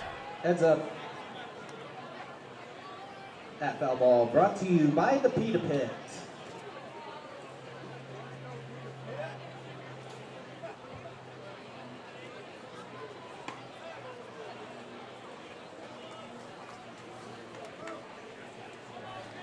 Huge crowd here tonight on a gorgeous night for baseball. Hope you're enjoying Panners baseball on Pannervision. And this one is hit high and deep to left field by Kless, but in front of the warning track, reaching up and making the catch is Scott. Runner will tag from third. The throw home will not get him. And the sacrifice fly, RBI for Brock Kless. He's picked up a couple of runs batted in tonight. And the Goldpanners now lead it 7-1 here in the bottom of the third inning. So Caleb Milliken will bat. Now to bat for your Goldpanners. Number 9, Caleb Milliken. He drove in a pair with a single in the first inning.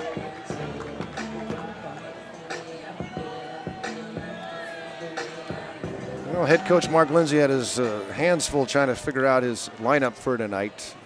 I mean, everyone's played so well so far this summer. It's tough to leave anybody out.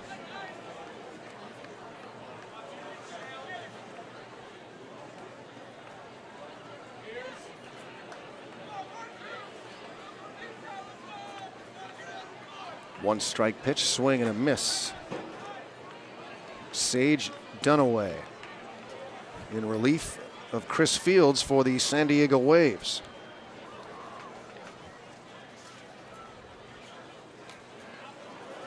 Swings and misses for strike 3. Ball is dropped, so they throw to first base to record the out, but the Panners pick up 2 more. Alaska Goldpanners. They lead it 7-1 after 3 here in Fairbanks. Flores with the bomb onto 2nd Avenue. Can you believe it?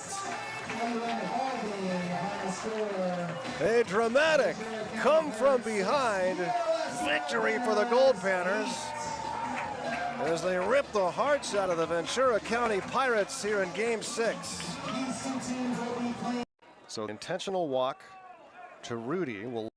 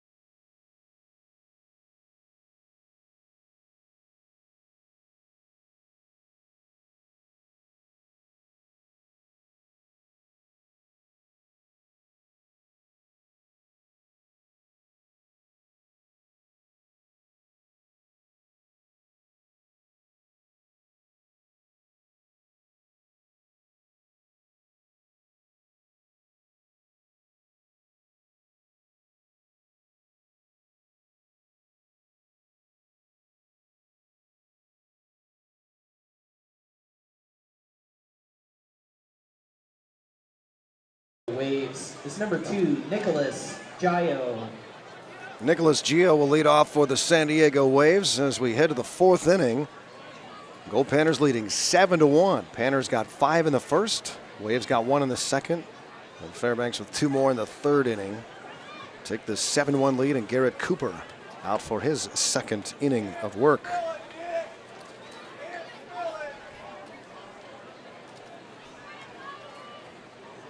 Ian Torpy, 2 innings, a run on 3 hits, 4 walks, 2 strikeouts. And now Garrett Cooper pitched a scoreless 3rd inning. First 2 reached safely, but Cooper took care of the rest. And here's a slow roller to short. Munoz has to hurry it and gets it to Pinal for the 6-3 putout of Nick Gio. And 1 away. Garrett Cooper got to play Back to the top of the lineup for in the city outfield of the Rays. Midnight Sun Number game, and 5, now Devlin he gets to pitch this Lindemann. year.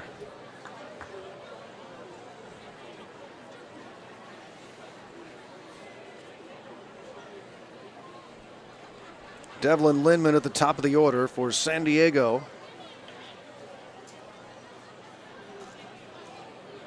The Waves have some major leaguers as well. The ones you might know: Kevin Heads up, Correa, concession stand. played for the Padres, and Brought to you by also the Gold Daughters. briefly with the Pittsburgh Pirates, Bernie and Arthur Golding another former Pittsburgh Pirate, with the Jeff Gold Karstens. Pop back into the seats. Heads up, grandstand. Heads up. Mentioned a lot of the Goldpanner big leaguers. Some of that were a little That more foul ball recent. Brought to you by Ken Ross, Fort Knox. Jason Giambi played here in 1990. Brett Boone in the late 80s. And some guys you younger listeners might remember. Brendan Ryan had a good big league career with the St. Louis Cardinals and Seattle Mariners. Alex Vesia currently pitching with the Los Angeles Dodgers. He was a Goldpanner and pitched in the Midnight Sun game. Scotty Hurst hit .400 for much of the summer, straight out of high school before a great career at Fullerton. Now in the St. Louis Cardinals organization, has been up and down with the big league club. And everybody That foul ball brought that to you follows by Major League State Baseball Farm. knows David Fletcher Thank with the State Farm Angels. for helping us present tonight's game. Arguably Like a the good greatest neighbor, shortstop State in Farm is Goldpanner there. history, and there's been a bunch of good ones. Ball and 2 strikes. Grounded to first. Matthew Pinal fields it cleanly and steps on the bag for the 3 unassisted couple of groundouts here in the 4th, induced by Garrett Cooper. Brings up Caden Zuba, 2 outs. Now And the to bat for the bases Waves, empty. Number 7, Hayden Zuba.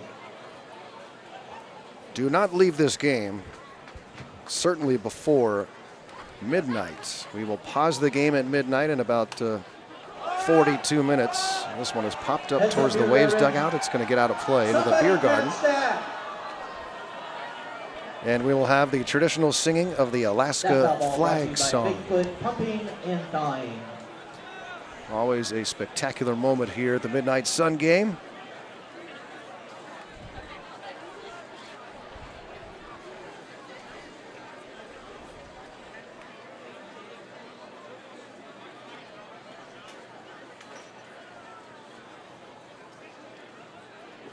Cooper misses down and away. It's a ball and a strike on Caden Zuba, who's been on base twice with a single and a walk so far. Heard from some former Goldpanners, including members of the 2002 National Championship Club. Heard from Zach Bash today, wishing us luck. He's now working in the Oakland A's front office. Tyler Best, what a team that was under manager Ed Sheff, the legendary head coach out of Lewis Clark State.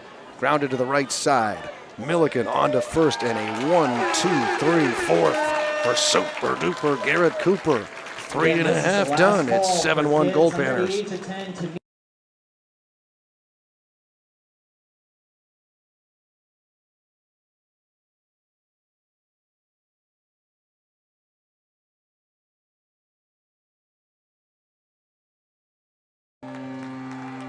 The rim shot onto 2nd Avenue gives the Goldpanners a 3-2 lead. And absolutely no doubt when that one came off the bat. By number 22, Sean Rimmer. A monster blast over the left field fence here at Groudon. And Yavapai Sean Rimmer, the All-American, gives the Goldpanners the lead.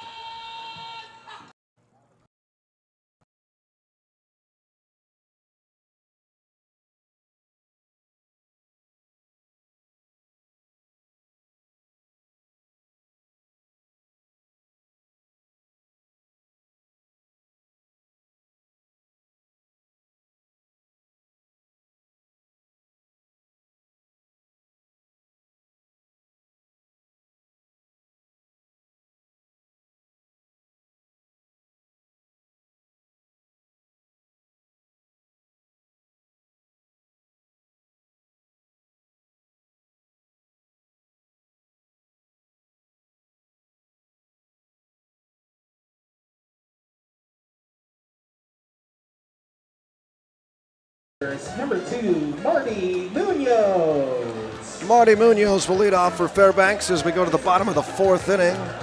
The Goldpanners in front here, 7-1 in the midnight Sun game. What a night it is. I'm watching everybody stream into the building since 8 p.m. They were lined up way before. Our staff here has been working so hard to get ready for this game and continue. Ball and no strikes. The left-hander, Sage Dunaway, working to Marty Munoz in the 9 spot. It'll be Munoz, then Dom Hughes and Griffin Harrison. Talked about our president, Abe, said he's working his tail off. He also prints all the merch for the Goldpanners. He's team president. His wife, Fabi, does so much here at the ballpark as well.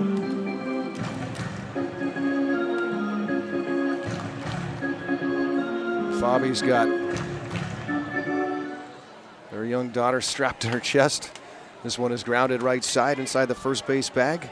And Christensen will toss to Dunaway for the out. 3-1 put out of Marty Munoz opens the bottom of the 4th inning. Back to the top of the line. Avila, Abe and Fabi's 1.5-year-old daughter. Stacy Josie, a gigantic member of this Goldpanners board in many, many ways. Haven't even seen her. She's running around working her butt off. Henry Cole is on your point streak stats. And his wife Shauna on the scoreboard. Dom Hughes is going to drop one into shallow right center field. A base hit, the first hit for Dom tonight.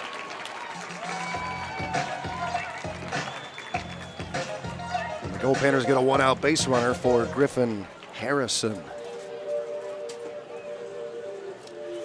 This park opened in 1961, the year after the Goldpanners were founded. This turf was installed in 1985.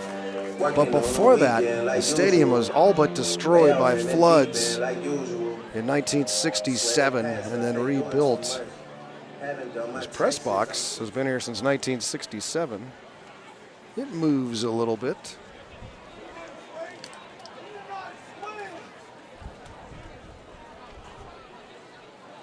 Fortunately, we don't get a lot of strong earthquakes up here.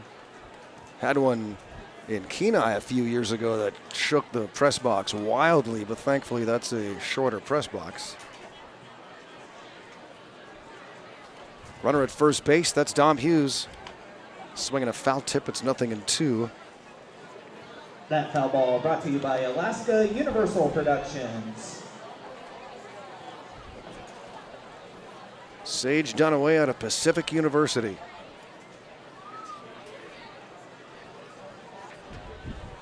The wind starts to pick up here in the press box, blowing left to right as we look at the flags. Out in center field above the batter's eye, which features the Alaska flag. That is what you see out there, the Big Dipper with the North Star. And the Alaska flag song will be sung in 35 minutes. The stroke of midnight. There goes Dom Hughes. Pitches outside, throw to second base. Ball is there. Tag is down, and Hughes is thrown out at second base. Caught stealing. Goes 2-4. And 2 away for the Goldpanners here in the 4th inning. Brings up Griffin Harrison.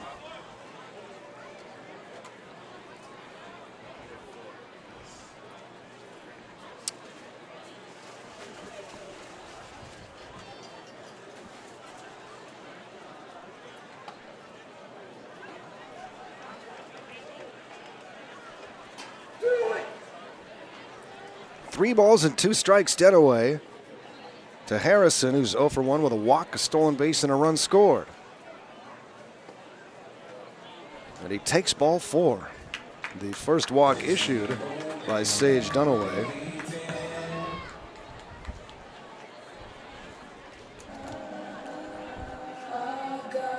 Starting pitchers tonight. Now to bat for your Goldpanners, number 22, Sean. Didn't last through Miller. 3. Torpy, 2 innings for the Goldpanners. Only the one run, but threw a lot of pitches.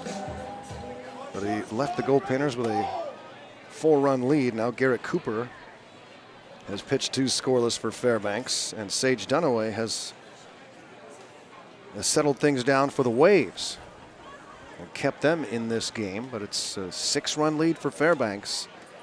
Waves can't afford to fall behind by much more. It is getting darker here. Sean Rimmer, 1 hopper to short, and the force out at second base ends the 4th inning. The Goldpanners lead it 7-1.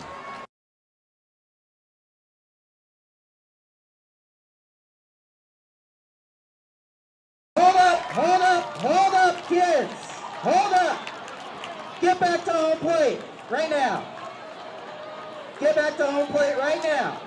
Everybody be at home plate. I don't know why we got to jump the gun on this. We got to say a few words. This run for the kids is probably sponsored by Stewart Title.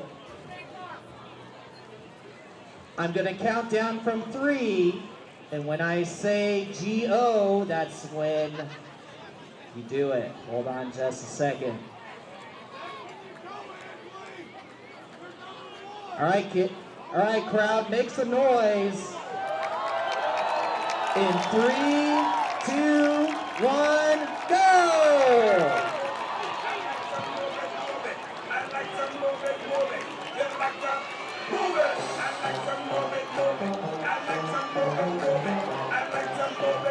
Stewart Title Yukon Division is conveniently located at 714 Gaffney Road in Fairbanks, Alaska. They offer both title and escrow services and can assist with any questions throughout your transaction. Their team knows the ins and outs of the title insurance and closing in the state of Alaska. They work hard to get deals done and to make clients happy.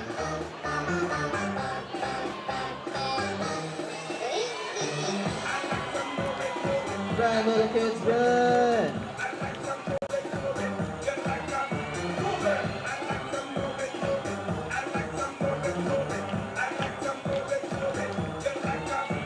All right, we got our last ones, rounding second. Keep it going, crowd! Keep it going! One more! We include all kids. Go, go, go! Good job, kids. Thank you to Stewart Title Yukon Division for sponsoring our kid run. Please contact them with all your title and escrow needs at 907-456-3474. Once again, thank you to Stewart Title for sponsoring our kid run.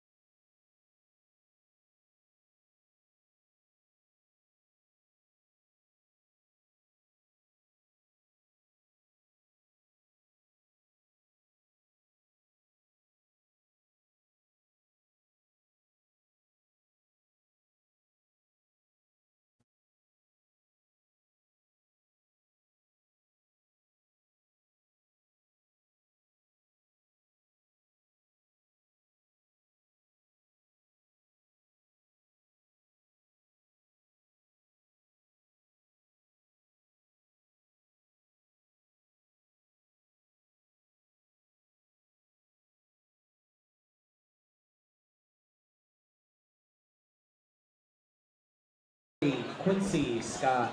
Beautiful night here in Fairbanks. Goldpanners baseball. The 117th Midnight Sun game here in Fairbanks. Started in 1906, been played here every single solstice. Sun is covered up by some clouds off to our left. Still not going to set for a little while. It's getting darker here at the park. Lights will not be turned on. They never are. And it's 2 balls and no strikes from Garrett Cooper. This one fouled back and over the press box. Stand, heads up. The Goldpanners leading 7-1. Half foul ball brought to you by 7 Alaska runs on 6 hits for Aerofuel. Fairbanks, 1 run, 4 hits for the Waves as we start the 5th inning. We had about 1,000 kids running the bases just now between innings. Line fair past the third baseman Harrison into the corner. On his way to second base goes Quincy Scott, and he gets in with a leadoff double for the Waves. Waves have had base runners in every inning with the exception of the 4th. And now Garrett back to the Cooper. Waves. Number 28, Gardner Christensen. That's a deal with a runner in scoring position with nobody out once again here in the 5th inning. The 4th, Waves had first and second, nobody out. Cooper, strikeout, pop-up strikeout to get out of that one. Panners leading 7-1 as we start the 5th. Hit to the right side. Milliken onto first base for the 4-3 putout. Ladies and Runner gentlemen, goes we to just third on the had play. some special visitors arrive from Eielson Air Force Base. We'd like to give a special round of applause to Jake Apollo Allen, Curtis Shark Cagliano, Joshua Cinco Christian, and Seth Peter Rumberg. Your Air Force pilots, we perform the flyover. That's awesome. Our pilots These pilots who are performed the from flyover before 355th tonight's Fighter game Squadron Green from the United Demons. States Air Force. Now up to bat for the Pretty San awesome. Diego Waves is number 4, Phoenix Same. Here's Phoenix Some with a runner at third base and now 1 out. Garrett Cooper deals a pitch up high for a ball. It's 11:33 p.m. local time.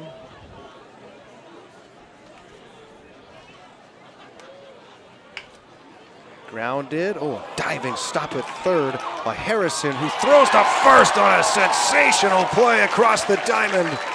Griffin Harrison stretching out and gunning to first. The run does come in to score, but the Panners will take that on a fantastic play by third baseman Griffin Harrison. Now pitch hitting for your San Diego Waves is number 24, Jamie Berg. So that's it for Cole Kashimoto, as Jamie Berg will bat here in the DH spot. Number 6 in the batting order. Kashimoto finishes a 1-for-2 day. This one is hit high into center field, and Hughes will reach up and make the catch in one pitch to retire Berg. The Waves get a run. Once again, baseball fans, we But would the like Panners to lead welcome it the 4 pilots 7-2 from the through 355th 4.5. Fighter Squadron.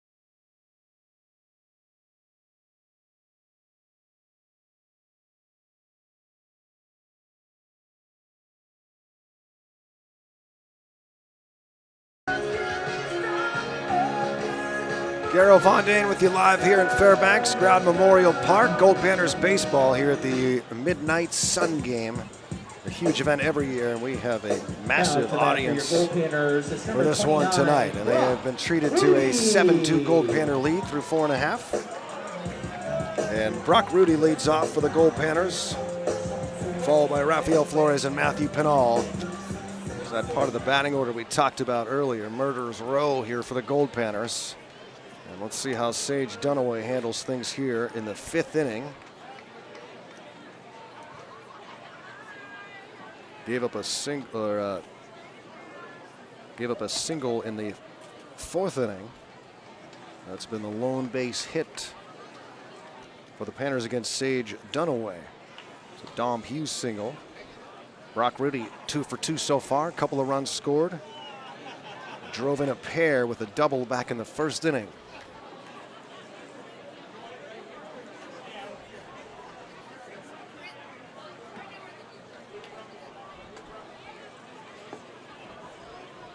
And one. Special shout out to our good friend and Goldpanner organizational MVP Danny Vaziri tuned in. I think you're in Chicago right now. Grounded right side. Fenn swallows it up. Goes on to first, but he threw it a little bit off the mark, and it crossed up the first baseman Christensen, and it goes off of his glove. And over to second base goes Brock Rudy.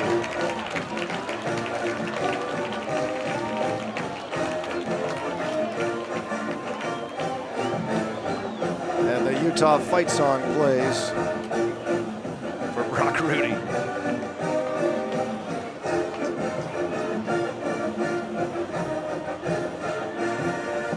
Go Utes.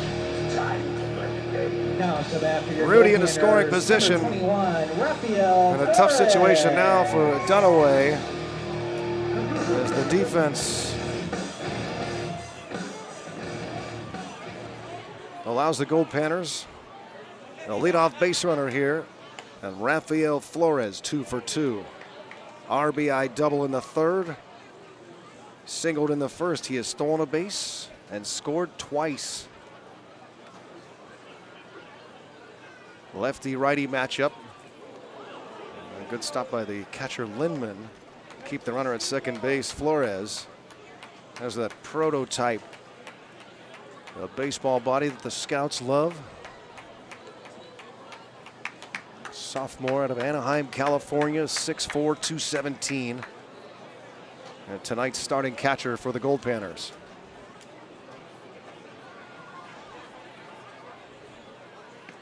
Takes way outside, uses that pink bat. Where's number 21 for Fairbanks? Matthew Pinal is on deck. And here comes the Waves pitching coach, Lewis Cohen.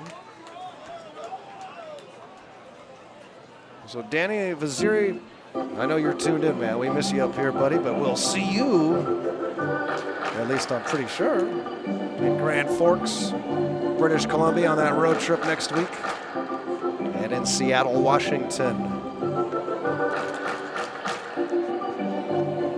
Conference on the mound. Activity will get started in the pen. It looks like, though, that Dunaway is going to stay in the ball game. Out of Pacific University.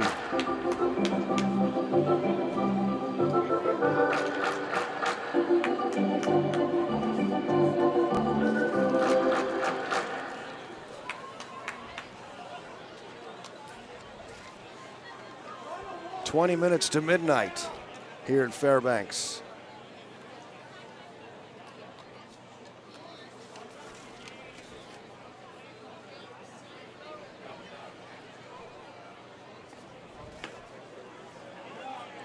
And he walks him on 4 pitches. So Flores takes the base. And he's been on safely all 3 times. And now Matthew Pinal. 0 for 1. Now With a walk and a run scored. Number 4, Matthew Pinal.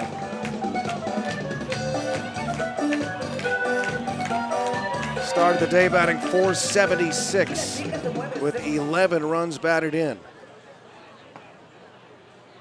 He has 2 home runs. Matthew is 8 for his last 16.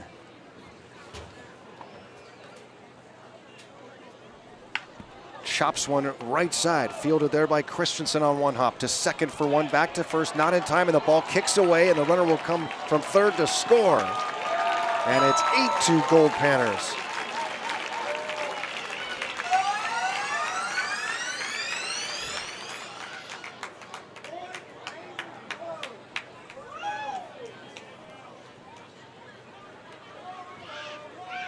Brock Rudy scores for the third time in the game. Now up to bat for your Goldpanners, number 25, Brock Kless. I look real good today. Jumping up the And here's Brock Kless, the Goldpanner at first base. And one out. It's now the Goldpanners 8 and the Waves 2. Dangerous territory here for San Diego. It is hard to come back in this midnight sun game. And off the end of the bat into center field, a base hit for Kless. His first hit of the night. And gold at first and second now for Caleb Milliken, who's having a 1-for-2 midnight sun game. Drove in a pair back in the first inning. And actually it's going to be Tate Shamau batting. So the pinch hitter will be Tate Now pitch hitting Shamau. for your Alaska Goldpanners is number 6, Tate Shamau. Milliken ends his 1-for-2 night. And we'll see what that does to the Goldpanner infield.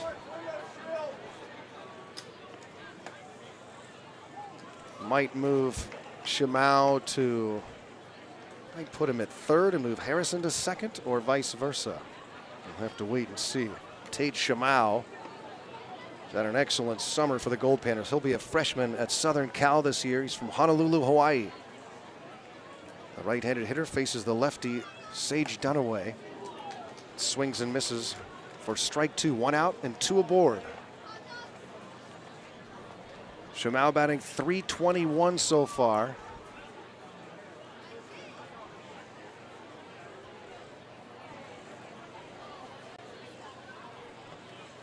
Way outside and down, it's a ball and 2 strikes. Groudon Memorial Park here in Fairbanks, Alaska. We didn't have a midnight sun game for the Goldpanners 2 summers ago because of the pandemic, but there was a game here. The local men's league got together and played the midnight sun game. The 1-2. Everybody was so happy to have the Goldpanners hosting the midnight sun game again last summer, and an even bigger crowd it looks to be this summer.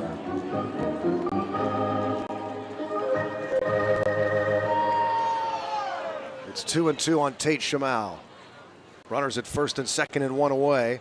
The left-hander deals and Shamau fouls it back off the netting. That foul ball brought to you by the Fairbanks Daily This young man has been Planner. so impressive over at third base. I mean, really, the Goldpanners infield has been rock solid this summer. And you saw Griffin Harrison putting on a show with that great play in the top half of the 5th. But man, oh man, Shamau, Harrison, Munoz, Pinal, these guys have been great in the infield.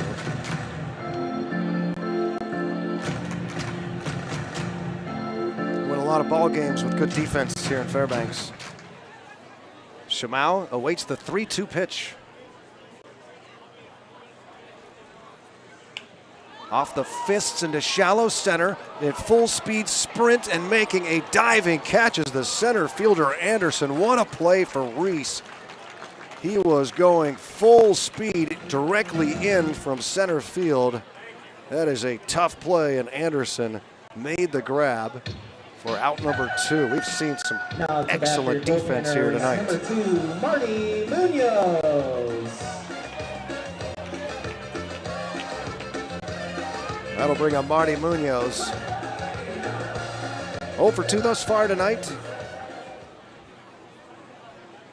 He's got a shot to bring in another Goldpanner run. Panners leading 8-2. The ball's in the dirt, skips off of catcher Lindman, and both runners advance. Wild pitch. And now 2 runners in scoring position. Boy, base hit here with 2 outs. And it is going to be awful tough for the Waves. Even though we got a lot of baseball left, but as I keep discussing, it is getting darker here. Tougher to see that baseball when it comes out of the hands of these pitchers tonight. You want to have that lead around midnight, and right now the Panners have it. Fouled off, it's 1-1. After Munoz is Dominic Hughes. That foul ball brought to you by the Gold Daughters. Open 10 a.m. to 6 p.m. all summer long.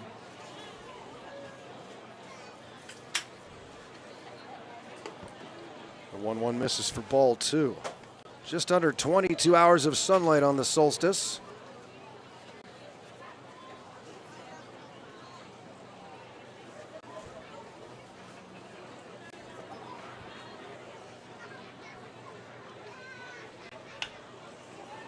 Hit into left center field and a long run again, and this time it will be the left fielder Scott making the catch. Munoz retired for the 3rd out here in the 5th inning. Goldpanners pick up a run. They lead it 8-2 through 5.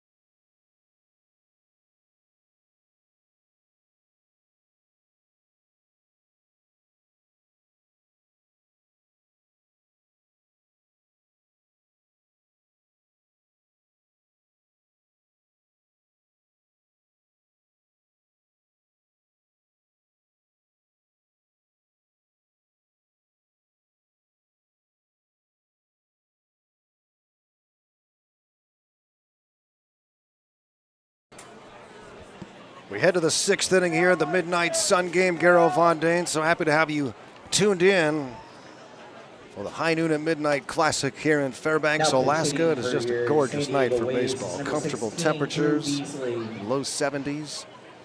Sun's not shining. It's hidden by some clouds off in the distance. It'll be setting soon. It's grounded towards 3rd, and then there we go. Little darkness, a little funny hop off the edge of the turf. And it goes over the shoulder of Tate Shamau into left field. And so the runner all the way into second base as Reese Anderson gives the Waves a runner in scoring position. Now pitch hitting for the San Diego Waves is number 6. A base hit for Reese Anderson. We'll bring up Ryan Fenton, or do we have a pinch hitter here? And it will be Jackson Waller.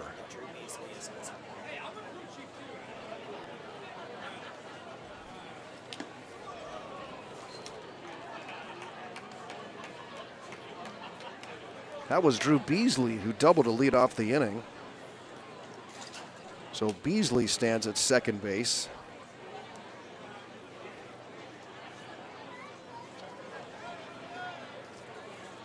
And now it's Jackson Waller.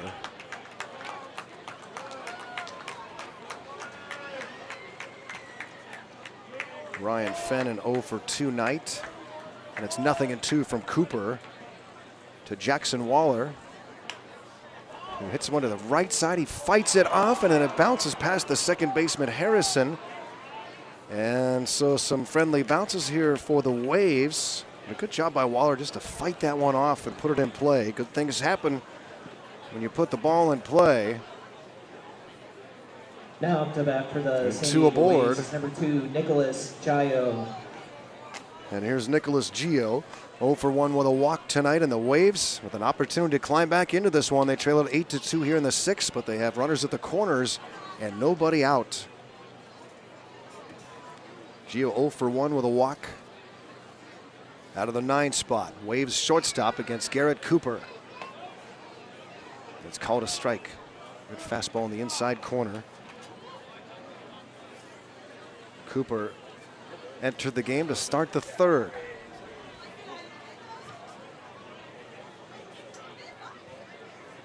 He's given up just 1 run.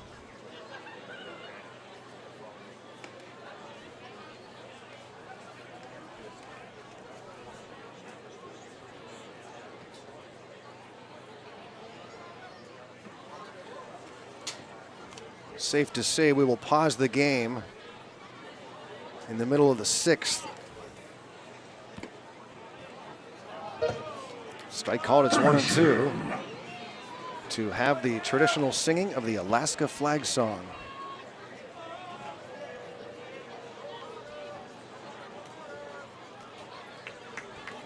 Ball and 2 strikes with runners at the corners. A big moment in this game for the Waves. They try to break through against Garrett Cooper, who misses down low for ball 2.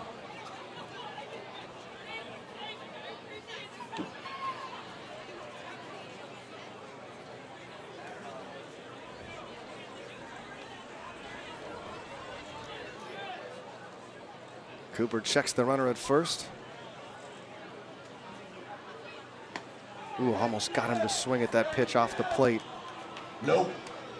That 1906 Midnight Sun game and many thereafter featured a young catcher from the Bay Area who came up to Fairbanks for the Gold Rush at the turn of the century.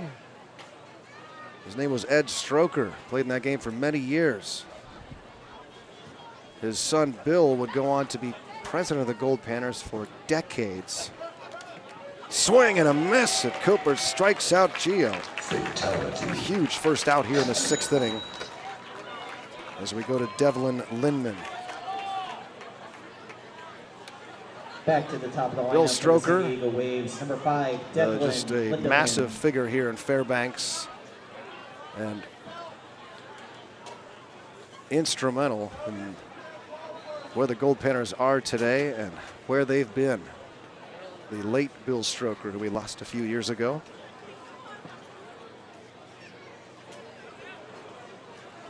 Back in 2010.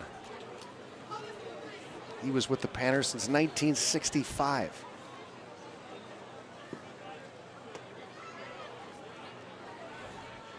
Cooper starts with a ball high.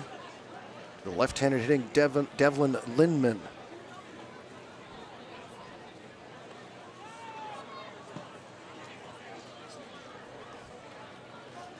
In addition to the loss of Bill Stroker a few years ago, this winter we lost 2 legendary head coaches, including Jim Dietz, the winningest coach in Goldpanner history. And Jim Dietz, 31 years at San Diego State as the head coach, passing away. And Ed Sheff, who won more than 1,700 games at the collegiate level, 16 national titles at Lewis Clark State, and won the last national title with the Goldpanners in 2002. And Cooper walks Lindman on 4 pitches.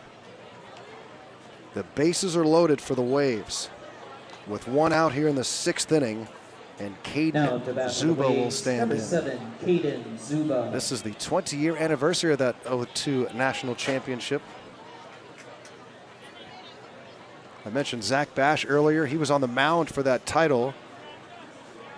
He owns the lowest earned run average in Goldpanner history for a season, 0.64.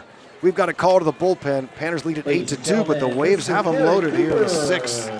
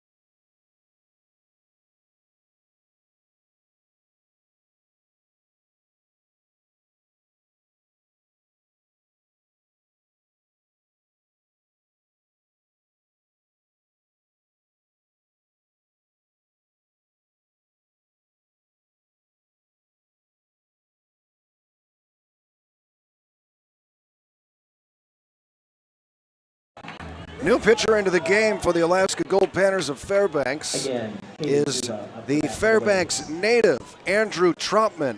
Out of Clark College in Ottawa, the sophomore Andrew Trotman, 6'3" right-hander, takes the mound here in the Midnight Sun game in front of his hometown fans. And he steps into a very hot kitchen. The bases are loaded for the Waves with 1 out. And Caden Zuba, the batter. And he deals outside for ball 1. Andrew Trotman making his 5th appearance. He has thrown a total of 7 innings, giving up just 1 run. He gets the honor of pitching here in the Midnight Sun game in a big situation. And he deals a strike to Zuba. Zuba single walk and grounded out to second.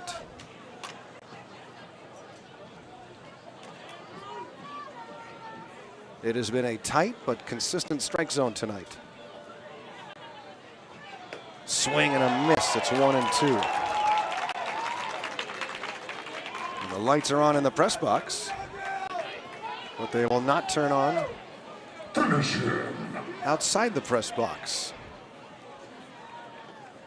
The 1-2 pitch from Trotman to Zuba. Gets him swinging. Second out.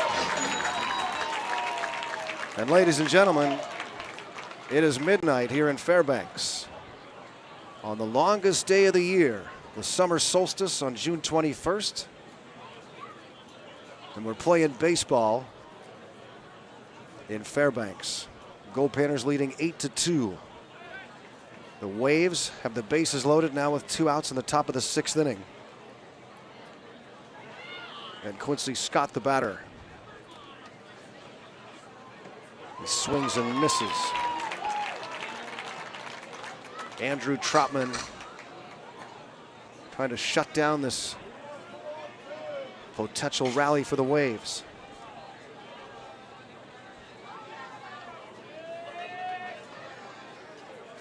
The 1-strike pitch is outside for a ball. A bit different of a delivery, as you can tell, from Andrew Trotman. And something new for Waves batters to try and pick up. That's the challenge for Quincy Scott here with a ball and a strike.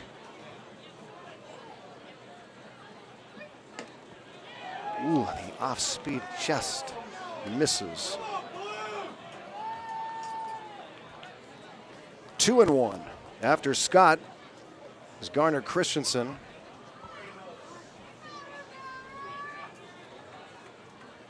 And Trotman will step off.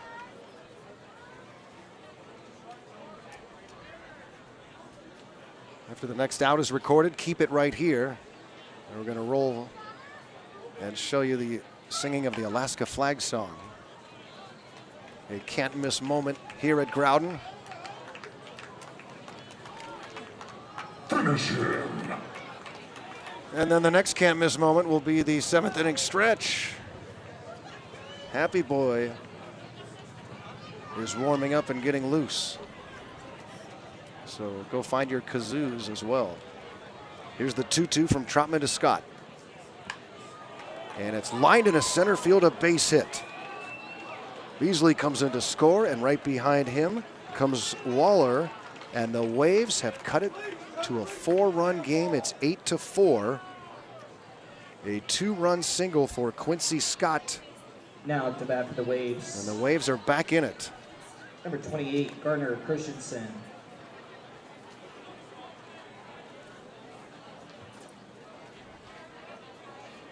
And now it's Garner Christensen, who's 1 for 2 with a walk. And he'll try to bring in some more for San Diego, as they get a big lift here from the 2-run single by Quincy Scott off of right-handed reliever Andrew Trotman.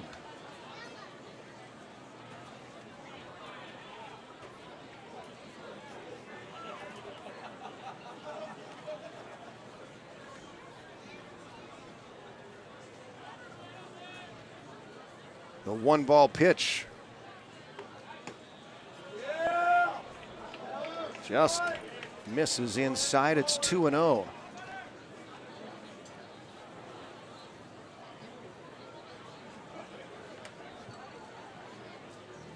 Braves have quieted down this crowd a little bit here in the 6th inning. It's chopped right side.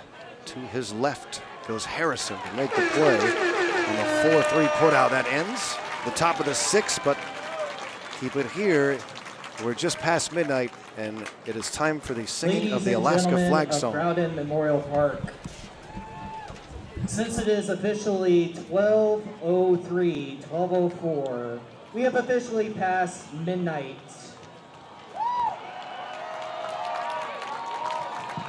And so, in honoring tradition, with the game being paused either before midnight or in this case after midnight, tonight we are blessed to have the Sweet Adelines perform and sing the Alaska flag song. The Sweet Adelines are under the direction of Miss Gail Miller, who has been involved with the Sweet Adelines for 40 years and 21 as of tonight. So ladies and gentlemen, at this time, if you will all please stand, kindly remove your hats in reverence and listen to the Sweet Adelines perform the Alaska flag song.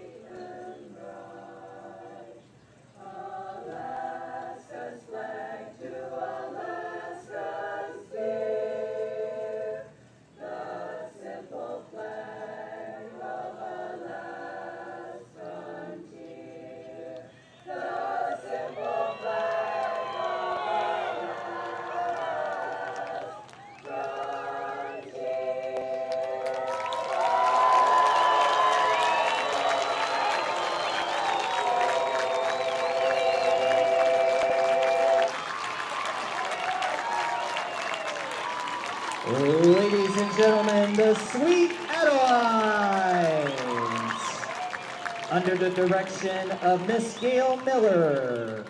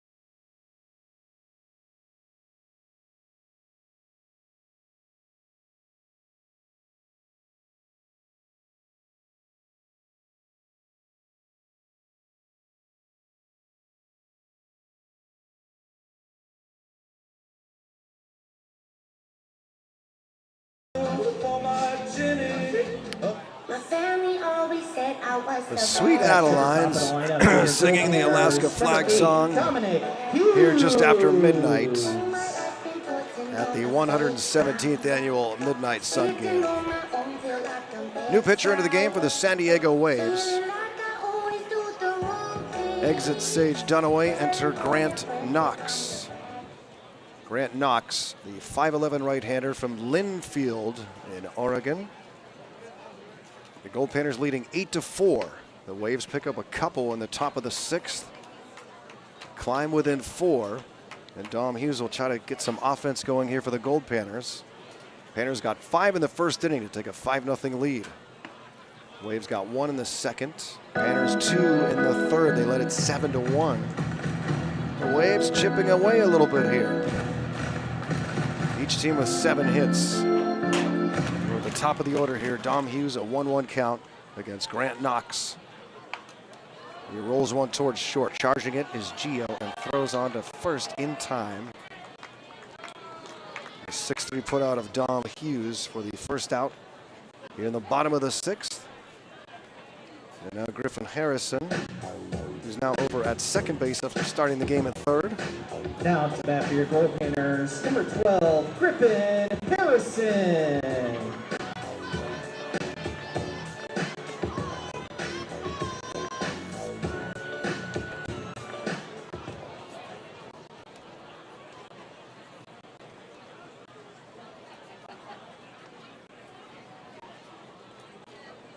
Griffin Harrison has walked twice in the game, stolen a base, and scored. Sage Dunaway, 3 innings. 1 run, but it was unearned. On just 2 base hits, he walked 2 and struck out 1. Really strong work for Sage Dunaway to keep the Waves hanging around in this one. And now it's up to Grant Knox for San Diego. It's 2-1 on Harrison.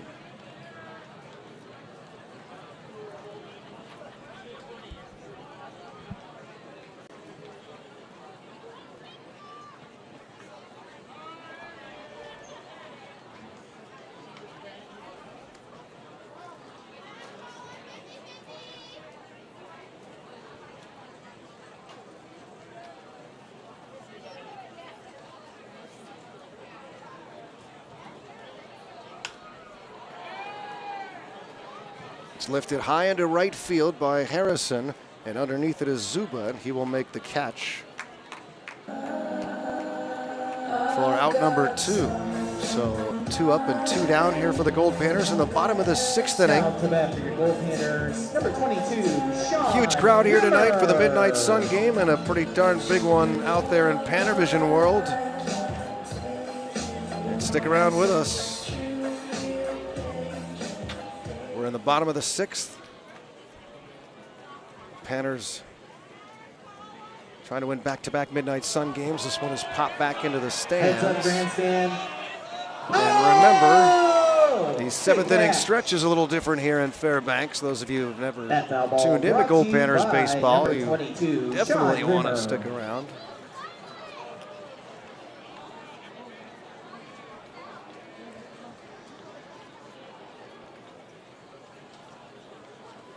We've been doing these broadcasts on Panavision live on the web since 2001.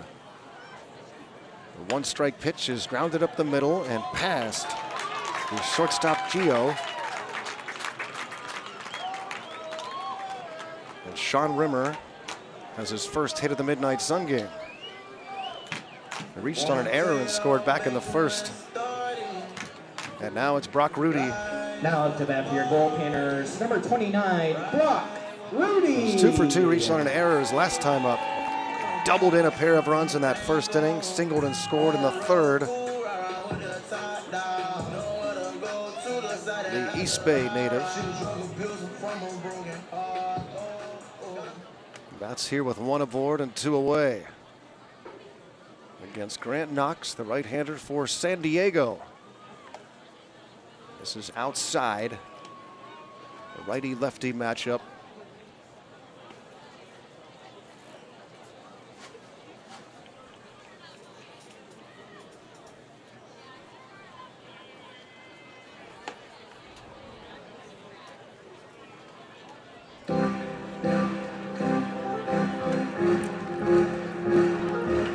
sun hasn't officially set in Fairbanks. That won't be until 12:47 a.m., but from our perspective, it has.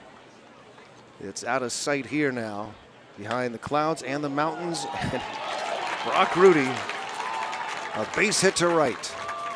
I laugh because he is piling up the hits here for the Goldpanners. 3 hits tonight. Brock Rudy.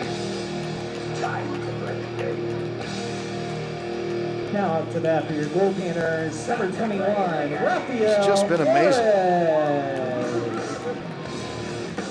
13 hits on the season. He's 13 for 30. And he had an 0 for 6 stretch a few days ago. Last call for 50-50. Last call. Here's Rafael Flores. 2 for 2. An RBI double in the third. He's scored twice. He's also stolen a base, and he walked his last time up. He's been on base safely all 3 times. And the Panners have a chance to pick up some 2-out runs here. Flores the batter, Pinal on deck. We remind you this is game 2 of a 6-game series between the Goldpanners and Waves. We'll have another one for you tomorrow. That game will start at 6:30 p.m. local time, so a little earlier for you. Play every night around that time, the rest of this series. And that is before our road trip to British Columbia to play in the Grand Forks International Tournament in beautiful Grand Forks, BC. And then we'll be in Seattle for the Seattle Studs Tournament. Well, our next home game after this Wave Series won't be until July 13th. The 1-1 pitch is in for a strike, and we will have every game on the road for you on Panavision. I mentioned this started in 2001. Todd Dennis started this. It was his brainchild. It was way before any teams were doing live video broadcasts on the web. We were doing it from right here in Fairbanks.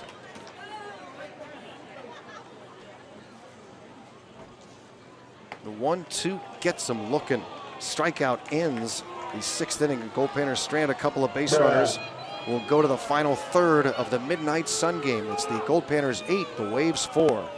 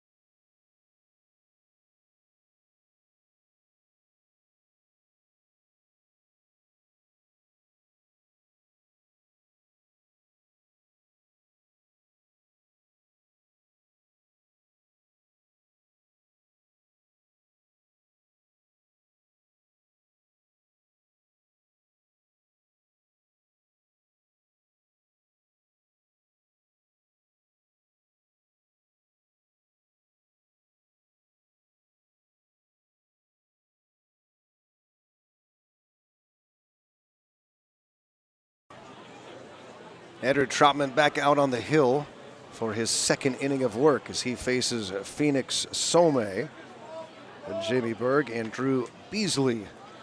A due up here for San Diego. Goldpanners leading 8-4 as we start inning number 7. Gorgeous night of baseball here in Fairbanks. It's getting darker. Scoreboard lit up. And it's hit into center field. Hughes starts in and then moves back to make the catch to retire Some, who's 0 for 3 tonight with an RBI. That for the San Diego Waves. It's number 24, and that brings up Jamie Berg. Jamie Berg. Berg entered the DH spot as a pinch hitter in the 5th inning. Flew out to center field. 8 runs, 9 hits for the home team Goldpanners. 4 runs and 7 hits for the San Diego Waves. The 6th meeting between these two programs in the Midnight Sun game. Goldpanners have taken 3 of 5 so far. And the Fairbanks kid, Andrew Trotman, whose family hosted the Los Angeles Dodger Alex Vesia when he was a Goldpanner. Trotman on the hill here. An 0-2 count and 1 away. He misses outside for ball 1. 5th batter Trotman has faced since relieving Garrett Cooper. Cooper 3 1/3. 3 runs on 4 hits. Walked 2, struck out 3. Oh, and that pitch almost breaks back over the plate, but it's ball 2. Garo Von Dane here in Fairbanks. Glad to have you with us for another classic here, the 117th edition. Lined into center field, a base hit for Berg. 1 out single for the Waves here in the 7th. San Diego getting 2 runs in the 6th to climb closer. 16, Drew Beasley. San Diego, good team. They started the night 7-2-1. Panners have won 10 of their first 12 under head coach Mark Lindsay and tied 1. Only 1 loss. They came in that series to the Ventura County Pirates. Panners have won 2 games this year, come from behind walk-offs in the final inning. They're hoping to avoid that possibility tonight and maintain the lead. Here's the 1-ball pitch. Beasley hits this one high into right, and this one's going to drop for a base hit. Beasley is going to drive in a Waves run. Here comes the ball, and all the way over to third base.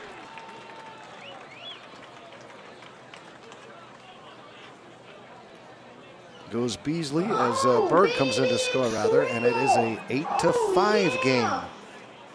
RBI triple Now to bat for the Waves. for Drew 6, Beasley, and now it's Jackson Waller.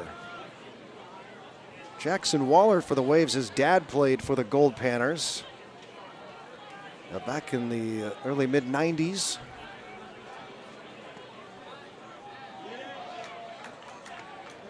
He singled and scored in the 6th inning. Takes a strike here from Trotman.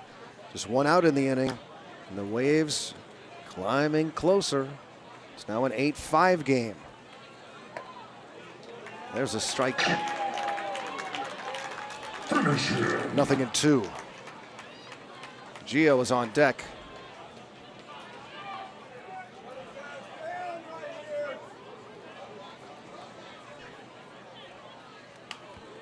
Popped up, foul territory.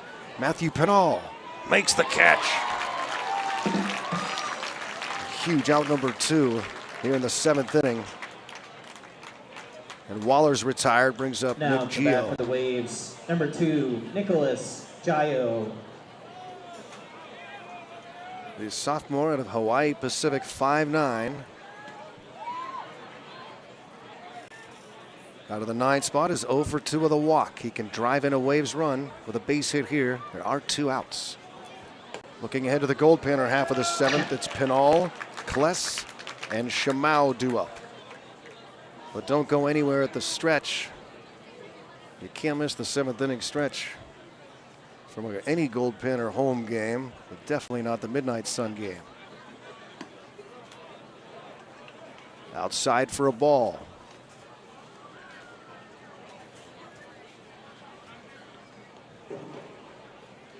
This game started, well, the first pitch was at 1 minute past 10 local time. Swing and a miss, 1-2. Finish him. It is now 12:25. 25 minutes past midnight here in Fairbanks. Now it's June 22nd. And here's the 1-2. Ooh, just got a piece of it to stay alive. That foul ball brought to you by Foundation Health DeGio. Partners. Top of the order due up, Devlin Lindman. 1 run is in. It's now an 8-5 game. It's popped up, foul territory. Another long run for Pinal. Will he have room? No. Sails over the fence into the stands. That foul ball brought to you by Hometown Physical Therapy.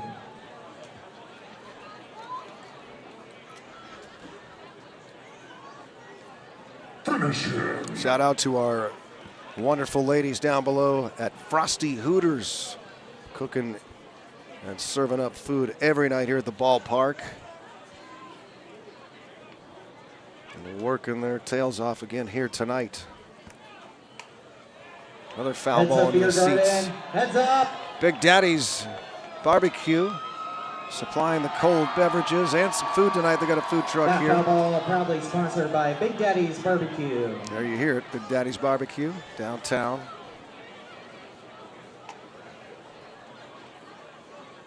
And another 1-2 to come from Trotman to Gio with a runner at third and 2 away. Right-hander delivers, and it's outside for a ball, 2-2. Try to get him something to chase. But Gio holds up.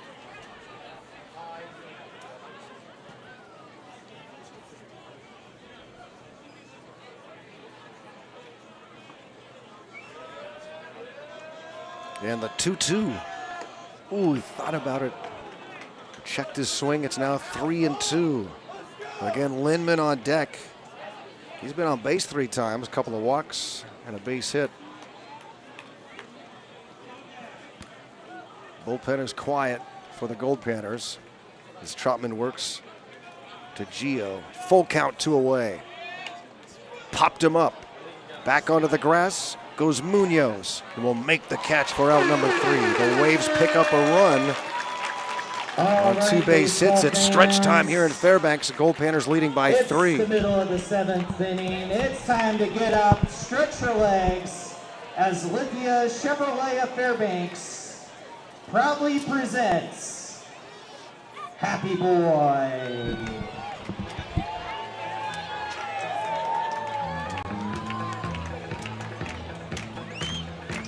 I was walking on the street on a sunny day. Hubba, hubba, hubba, hubba, hubba. I feeling in my bones till I have my way.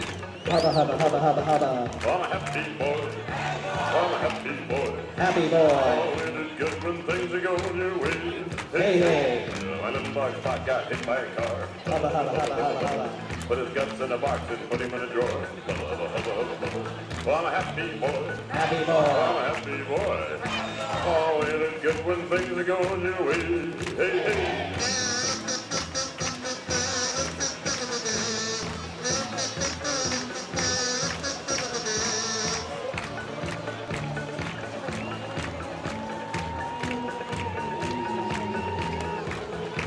I forgot all about it for a month and a half. I looked in the drawer and started to laugh. Cause I'm a happy boy. Oh, I'm a happy boy. Oh, and it gets when things are going your way. Hey, hey.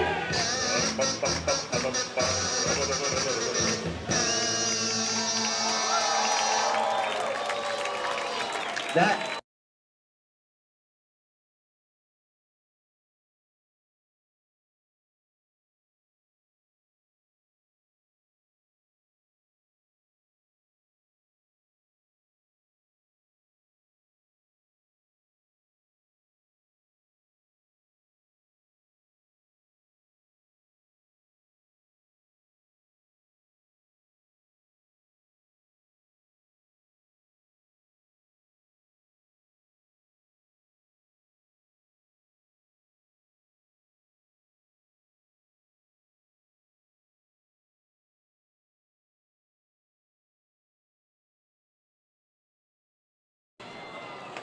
Happy Boy makes his nightly appearance here at Groudon, entertaining the masses here for the Midnight Sun game. Happy Boy, a tradition since back in the 1980s for every home game during the 7th inning stretch. And he dazzled tonight, didn't he? 2 balls and no strikes. Grant Knox working to Matthew Pennall. That looking for his first base hit of the Midnight Sun game. That would be a good time. Swing at a 2-0 pitch and misses for strike 1. It was blazing hot coming into tonight's game was Pennall from Southgate, California, Long Beach College.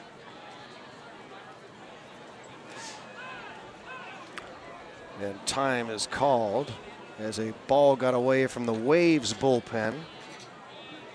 Riley Morin, please meet your mother An at the front 8-5 gate. Goldpanner lead. Riley Morin. Here in the bottom of the Please meet your 7th, it was mom an at the front 8-2 gate. Thank lead. you. The Waves got 2 in the 6th, 1 more in the 7th as they inch closer. Pennall fouls this one back, it's 2-2. Some of our fans have headed for the exits, as they sometimes do after midnight and after Happy Boy, but the vast majority still here, hoping to cheer on a Goldpanner victory in this 117th edition of the Midnight Sun game. Grounded right side, backing up, fielding it is Christensen. He flips to Knox covering the bag, and the 3-1 putout of Matthew Pennall opens up the bottom of the 7th and brings up Brock Kless. Now to bat for your Goldpanners, number 25, Brock Kless. There's been a lot of crazy games over the years in the Midnight Sun game. In 2008, former Goldpanner Bill the Spaceman Lee, former major leaguer, came back here to avenge his loss in the 1967 Midnight Sun game. He did it at the age of 61. He was a starting pitcher and won the Midnight Sun game. Incredible.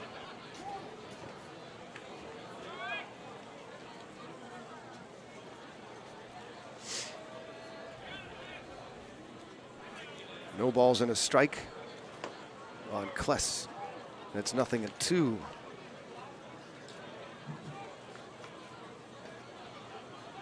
Waves have life after falling well behind. And a 3-pitch strikeout of Kless. Grant Knox, the junior from Linfield, with good work. Now to bat for your Goldpanners, number 6, Tate He has Chanel. faced 7 batters over an inning and 2/3. He did give up back-to-back singles in the 6th inning, but struck out Flores to end the threat. He's retired 3 in a row and now faces Tate Shamau. Shamau entered the game as a pinch hitter in the 5th inning. Now he's over at third base.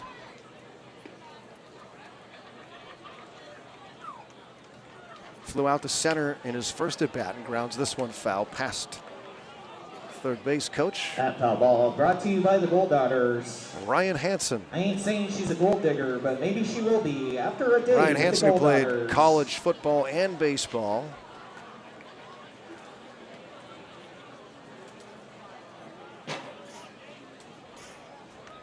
The 0-2. 1-2.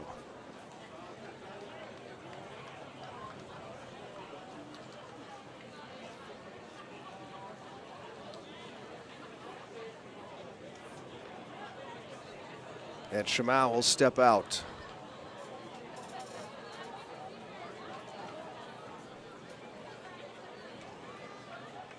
Knox set to go again from the first base side of the rubber. Trying to go 1-2-3 here in the 7th. He throws one in the dirt. Oftentimes, Happy Boy brings forth Goldpanner rallies after he entertains at the stretch.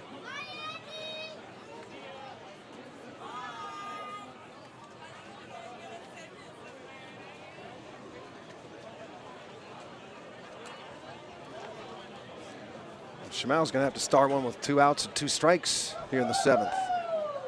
Base is empty. And he hits this one into center field. It'll drop for a base hit. You can see the center fielder, Beasley, it's a little bit of trouble seeing that baseball.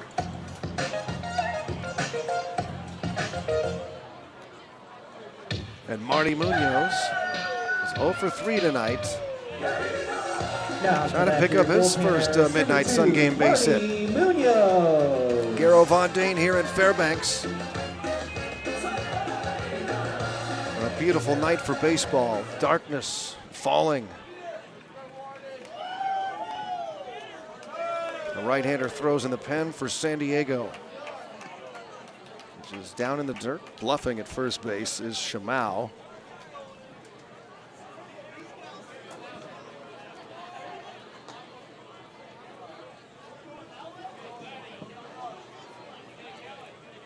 Five stolen bases for Tate this summer. He has not been caught stealing.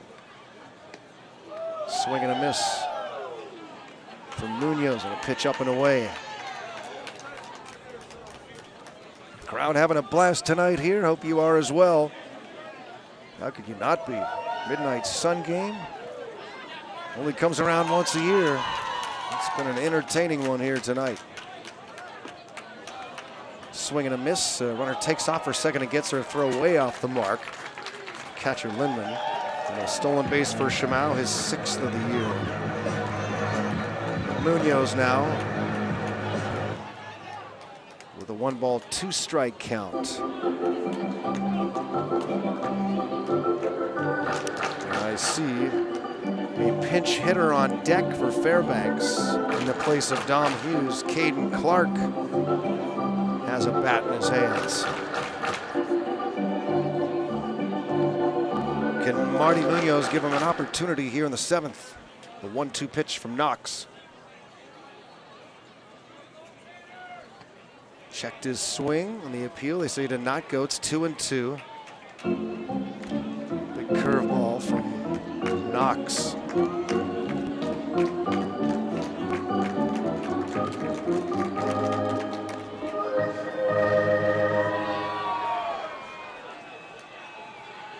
2-2 to Munoz. Runner at second. Takes outside for ball 3.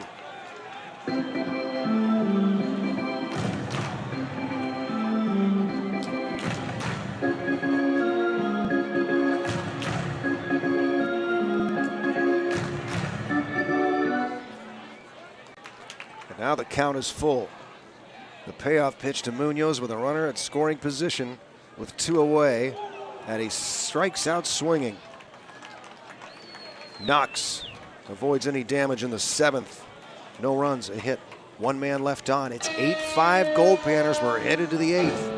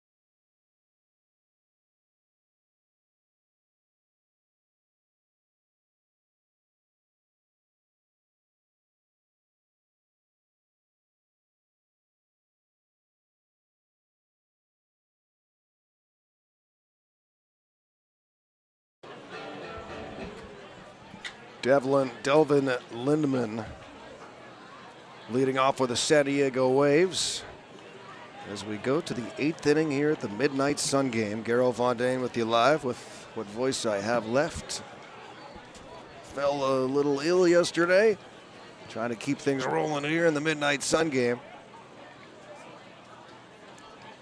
And the first pitch from Andrew Trotman here in the 8th goes to the backstop. It's 1-0 on Devlin Lindemann. Top of the order for the San Diego Waves. Lindemann's been on base 3 times tonight. A couple of walks, a single. So grounded out to first. And he smacks this one high and deep to right down the line. And it is a home run. Devlin Lindemann homers right over the foul pole down the right field line. And it's an 8-6 ball game, the first home run of the game. And Lindemann leads off the 8th with a solo shot to bring the Waves to within 2. Now, Right fielder Klez just watched it. Number 7, So he knew it had the distance and could only hope that it was going to go foul. It did not. It kind of looked like it even hit the top of the pole. But it's a little dark here, tough to tell. But now an 8-6 game. The Waves trailed this one 8-2 at the start of the 5th.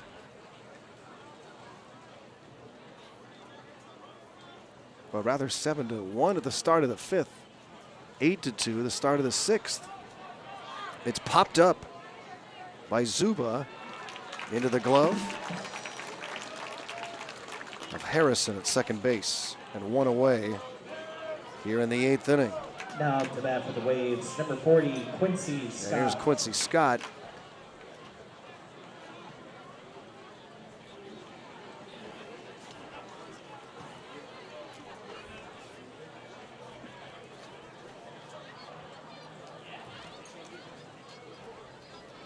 Caden Clark in center field. It looks like, it's so hard to tell.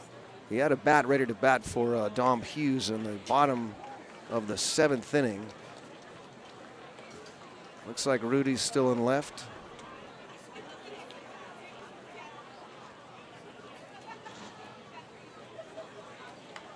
And it's fouled back to the netting. That foul ball brought to you by Tommy G's. The drama building here at the Midnight Sun game as the Waves have inched their way back. A solo home run to lead off this 8th inning by Devlin Lindemann. Makes it 8-6. Goldpanners lead now just 2. That foul ball brought to you by State Farm Insurance. Panners scored 5 in the 1st inning. A couple more in the 3rd, 1 in the 5th. Andrew Trotman, the Fairbanks kid, on the mound right now and deals one way outside. To Quincy Scott, who's 2 for 4 tonight with a double. He drove in a pair in the 6th inning, but he scored a run in the 5th.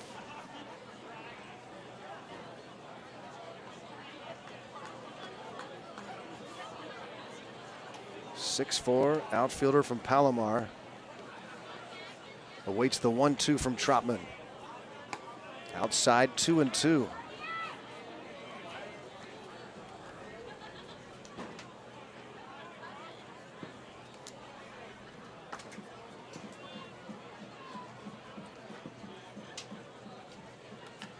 Another former Fairbanks native Goldpanner pitcher. Holds a bunch of records here. He's 3-0 in Midnight Sun games. Sean Timmons, Fairbanks native. 3-0 with a save in Midnight Sun games. His jersey from the 2005 Midnight Sun game hangs in the Baseball Hall of Fame. It's popped up right side, foul territory. Pinal has room and will make the catch a step away from the fence. And finally, Quincy Scott is retired. 2 away here in the 8th. Now up to bat for the Waves, number 28, Gardner Christensen. Sean Timmons played 62 games, a pitcher for the Goldpanners. He has started a program record 37, and pitched 317 and a third innings as a Goldpanner. Base hit to center field for Garner Christensen. 2-out single, second hit of the inning. And these waves aren't going away, and we are going to get a pinch hitter here for Phoenix Some. It will be number 22, Andrew Thomas. Now pitch hitting for the San Diego Waves, number 22, Andrew Thomas. So Thomas, the pinch hitter here in the 8th inning.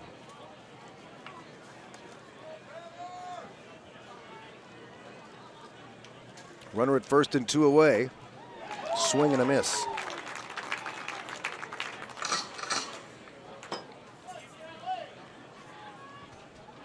After Thomas would be Berg. The runner at first is Christensen. Andrew Trotman just misses inside.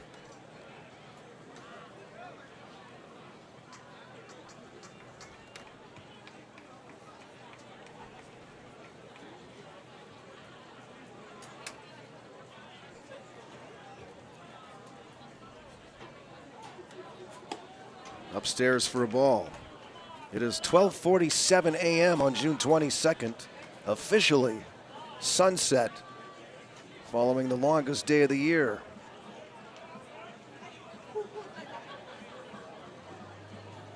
And the baseball game continues as it always does here in Fairbanks. 3-1. Trotman, the third pitcher for the Goldpanners tonight, following Torpy and Cooper. Runner at first, 2 away, and here comes the 3-1 to Andrew Thomas. The roller towards second, fielded cleanly, and the throw on to first from Harrison. And a 4-3 putout ends the 8th inning. The Waves get a run on a solo home run for Devlin Lindman. It's 8-6. Goldpanners up when we return.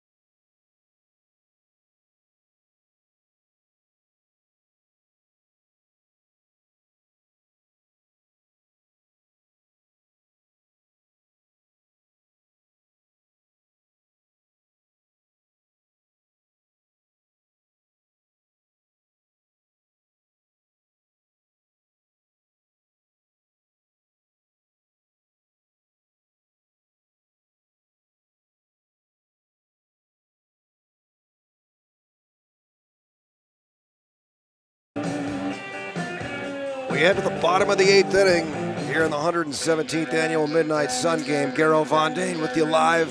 Goldpanners clinging to an 8-6 lead and looking for a little insurance here. Number 33, Caden Clark. And Caden Clark Well, bat here for Dominic Hughes took over in the outfield in the top of the 8th, and Clark leading things off here in the bottom of the 8th against the new pitcher, number 15, Colton Bolger. Colton Bolger, the 6-foot right-hander from Concordia University in Irvine, California.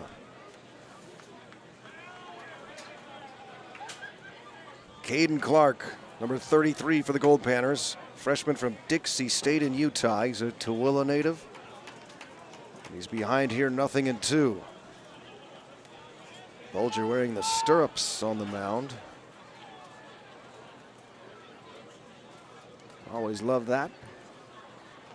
He's in front here, 0-2. Clark takes high for a ball.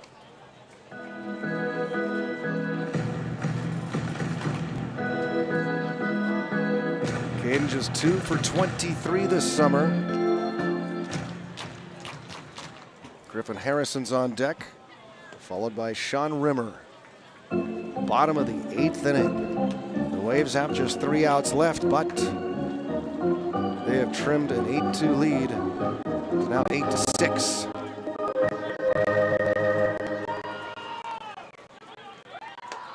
Big swing and a miss for strike 3. Fastball gets Clark for the first out here in the bottom of the 8th inning. Looking ahead to the 9th inning for the Waves, it will be the 6, 7, and 8 spots due up. Berg, Beasley, and Waller. Those 3 are a combined 4 for 6 in the game.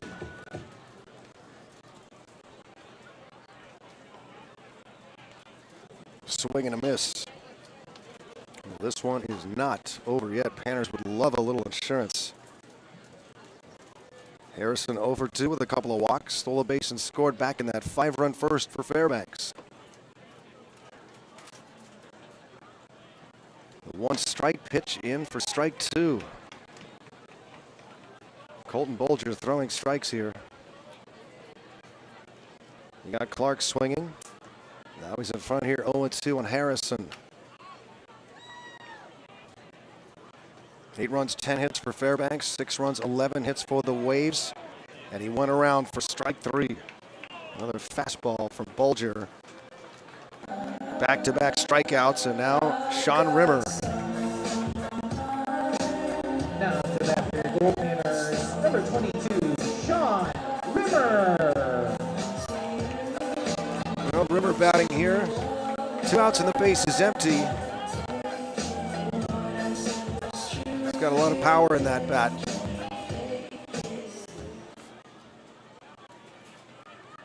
And he's facing the hard-throwing right-hander Colton Bolger.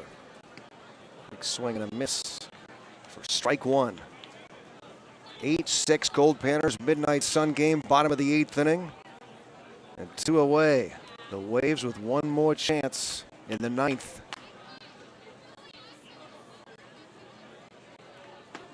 Three-quarter swing, it's 0-2. You can see the hitters having trouble here. It's dark outside, the sun is set. Partly cloudy. It has got to be tough for those hitters out there.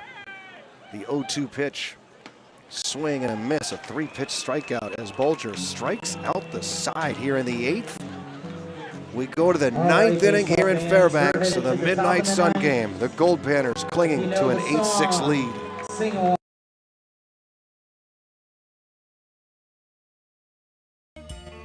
Hunter takes off from first. Here's the throw to second. Hogan's got it, gets the tag down in time. Swing and a miss. 3-pitch strikeout playing Cato. Hughes at first base with a big lead, and there he goes. Throw to second, and Dom just slides in safely. Good throw from Cross, but Hughes with the big lead and the good jump. Line shot to center field. Hughes comes in, now he goes back and reaches up and makes the catch, and he falls onto his back during the play. Dax now with a 2-ball, 1-strike count, runner at third base and 1 out. Marshall's trying to tie the game with the infield pulled in. Here's the 2-1, and he bunts it sharply back to Pierce, who's going to look the runner back. Pierce will hold on to the baseball. Now he throws to Marco Piricello, who makes the tag.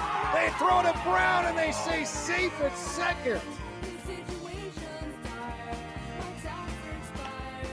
Slow roller up the middle.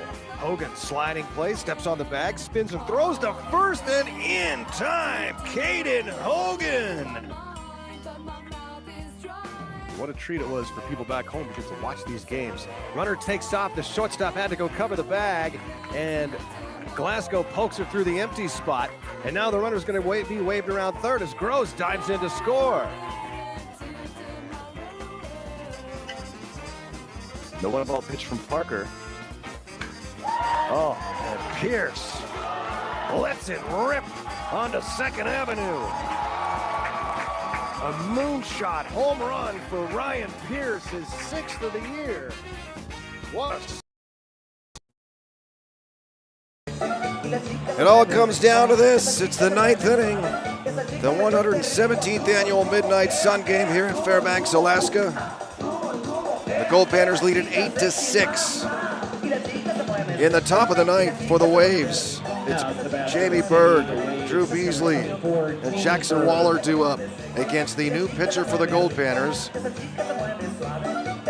Matthew Pennall. Pennall leaves his spot at first base to take the mound. Dalton Sloniger over at first base now for the Goldpanners. 8-6, Fairbanks in front here in the Midnight Sun game. Matthew Pennall deals ball one, a fastball. The freshman from Long Beach College, the chance to finish off the Waves here. And he misses 2-0. He has appeared in 3 games so far, thrown 6 2/3 and given up 2 runs. Falls behind 3-0. He has struck out 10 and walked none. The 3-0 right there for a strike. A restless crowd enjoying the strike call. Jamie Berg is 1 for 2 with a run scored. Trying to give the Waves a leadoff base runner, and he hits this one hard to left. And Brock Rudy on the run, it's over his head. It's off the wall, and into second base with a double is Jamie Berg, and the Waves in business here in the 9th inning. Now to the tying run comes to the plate. Drew Beasley. And it's Drew Beasley. Matthew Pennall and his catcher Rafael Flores discuss things. Beasley 2 for 2 in the game with an RBI and a run scored.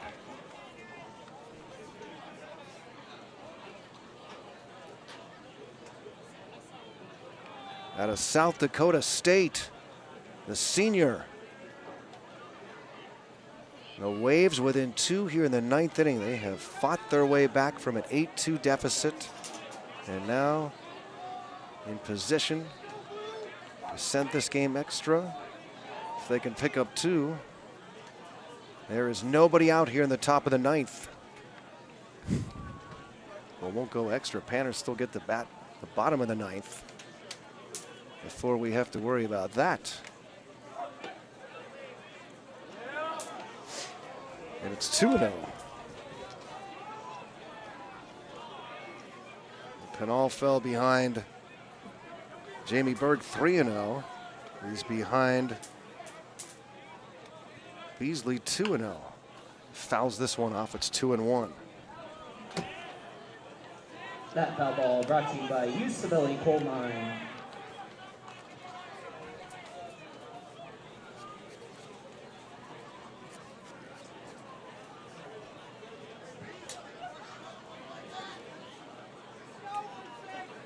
Runner at second base, nobody out. 2-1 pitch from Pennall to Beasley. 3-1. As I said earlier, it has been a tight strike zone tonight.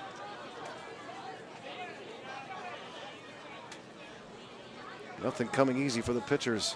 Here's the 3-1 from Pennall. Swing and a miss, 3-2. Boy, this is a big pitch coming up here.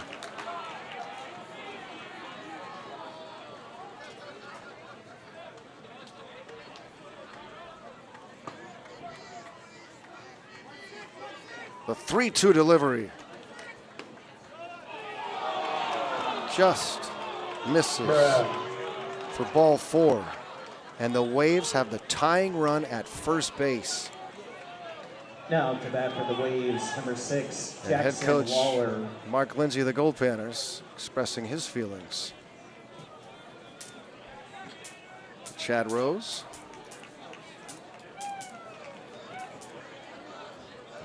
Jackson Waller. His dad played for the Goldpanners and played in the Midnight Sun game. Now with a big opportunity, drops a bunt into the stands. That foul ball brought to you by the Gold Daughters. There's still gold in Dar. He's 1 for 2 since he Hills. entered the game That's a tongue twister. in the 6th inning. 0-1 against Pinal. Corner infielders drawn in with 2 aboard and nobody out. Squares around and he bunts it sharply towards first. The only play is at first. Sloniger tags out the runner. Sacrifice bunt. 3 unassisted, and the Waves have the tying run in scoring Now position with for the just Waves, 1 number out. 2, Nicholas We're in the 9th Sayo. inning here at the Midnight Sun game in Fairbanks. The Panners lead it 8-6. And the Waves send Nick Gio to the plate.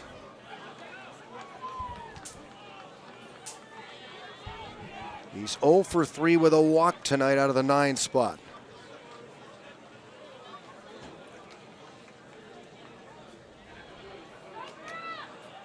And Matthew Pinal will try to take care of Gio and keep those runners where they are. The right-hander deals, and it's lined past the leaping third baseman, Shamau. 1 run comes in to score.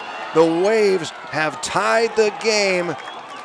Here in the 9th inning, it's 8-8.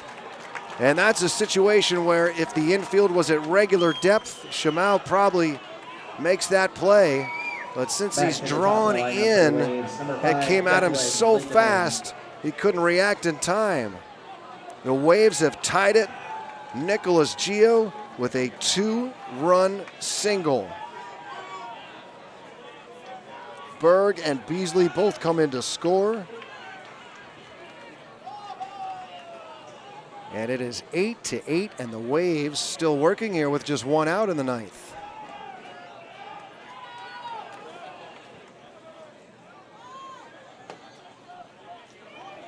And there's a strike.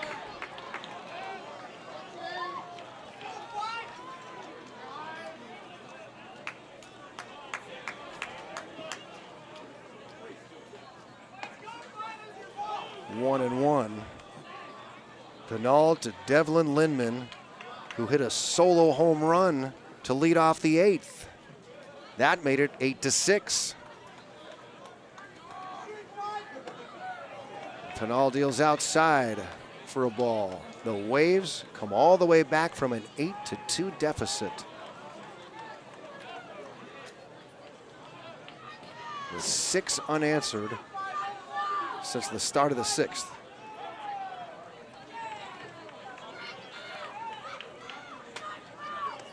And it's 3-1 now. There's nobody throwing in the Goldpanner bullpen. Caden Zuba is on deck. And you don't want to put the winning run or the go-ahead run in scoring position here. It's fouled off, 3-2. That foul ball brought to you by the Glass Doctor. The Glass Doctor specializes Well, the in Panners fixing all pain. are going to have to try to win in walk-off fashion for the 3rd time this season.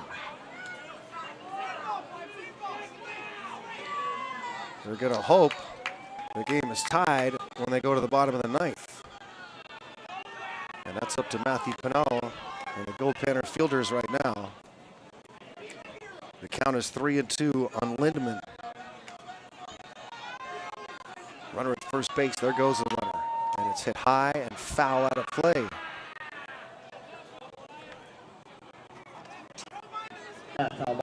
brought to you by Mount McKinley Bank.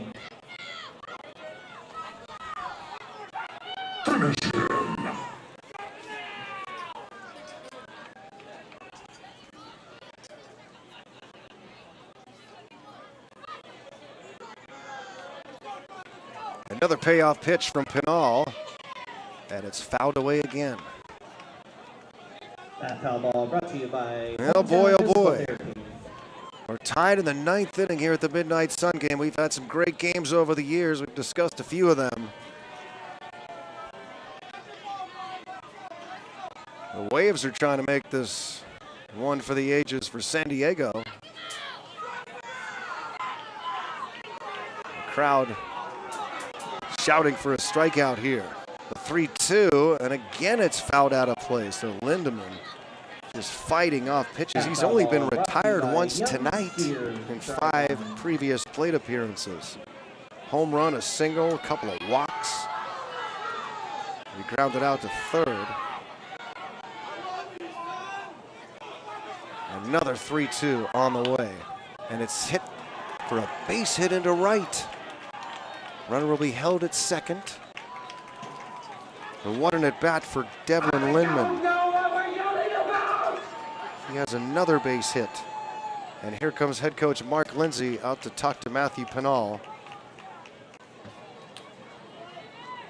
Runners at first and second for San Diego. With 1 out here in the 9th inning, 2 runs are in. So here's how the inning started.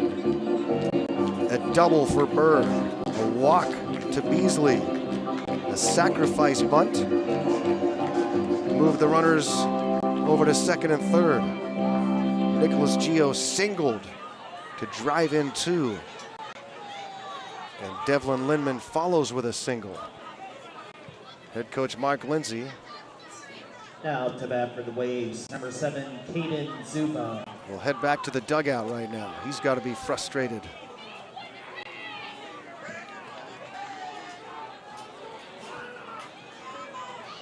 And Pinal will now work to Caden Zuba with 2 on.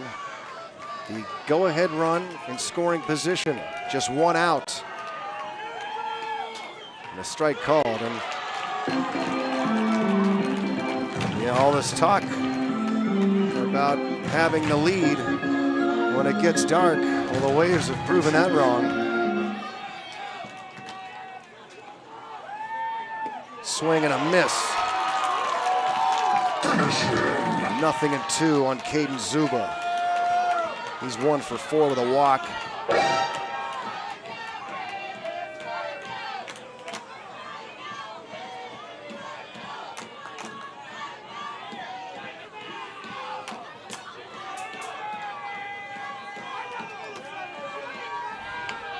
Chopper left side, tough play here. There is no play. Everybody's safe. An infield hit with 2 strikes for Caden Zuba. Munoz had no play, had to swallow the baseball and wisely did. Just fighting to make contact, Zuba, and he loads the bases with 1 out. Quincy Scott will stand in. He's 2 for 5 tonight with a double and a 2-run single in the game. The 6th batter faced, or the 7th batter faced now for Matthew Pinal, and he starts with strike 1. The Waves have him loaded in a tie game in the top of the 9th with 1 out.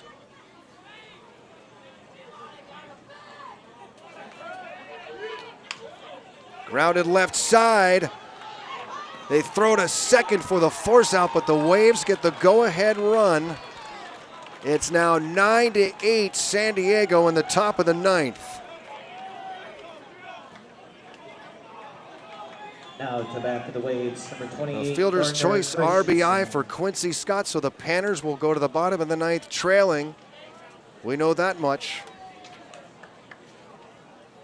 Garner Christensen will be the batter. The Waves have scored 3 runs in the top of the 9th. They have scored 7 unanswered here in the Midnight Sun game.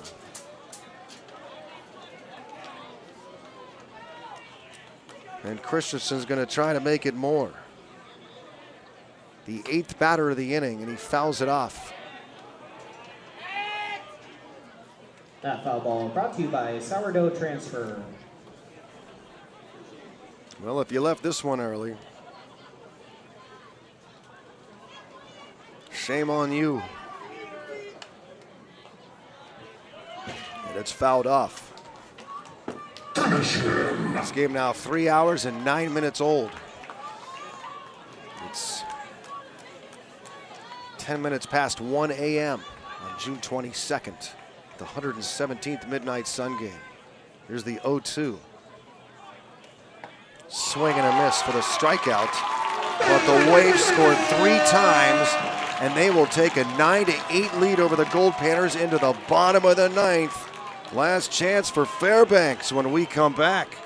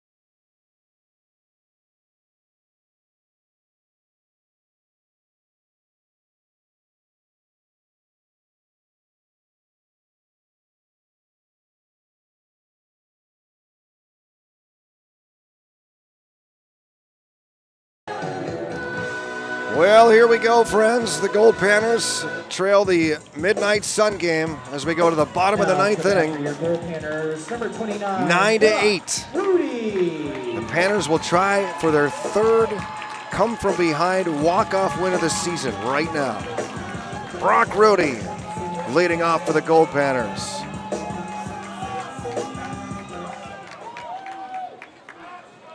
Against Colton Bulger, who went 1-2-3 in the 8th with 3 strikeouts. That foul ball brought to you by State Farm Insurance. Brock Rudy fouls this one back. Brock, like a good neighbor, State Farm 3 for 4. 3 runs batted in, 3 runs scored. Fouls this one out of play. Can he give the Goldpanners a leadoff base runner? Ball brought to you by the Gold Daughters. Flores on deck. Thrill of Cold Fever with the Gold Daughters. 0-2. The crowd cheering for a rally.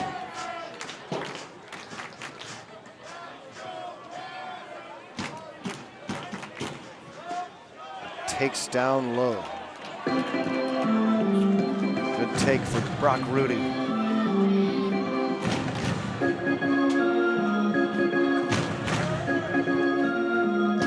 Now a 1-2 from Bulger. Called strike 3. The off-speed pitch gets him. 4 batters faced, 4 strikeouts for Bulger. Rafael Flores. He'll be followed by Matthew Pinal.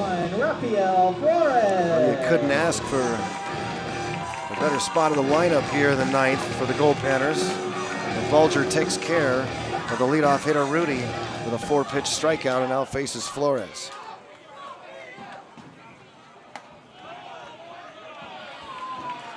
Flores hit that walk-off grand slam. against the Ventura County Pirates a few nights ago.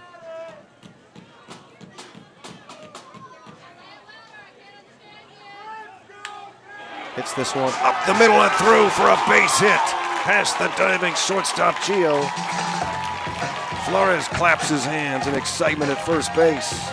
A one-out single for the Goldpanner catcher, Rafael Flores. And now Matthew Pinal. Nobody wants a base hit more than Pinal right now. Now to that for your goaltender, number 4, Matthew Pinal. And man, does he do. 0 for 3 in the game. Pinch runner for your Alaska Goldpanners. And the pinch runner will be Alex Garcia. Number 11 for North Pole, Alaska, Alex Garcia. The North Pole, Alaska native, Alex Garcia. And just down the road here from Fairbanks. Pinal was 8 for 15 before tonight. 8 for his last 15.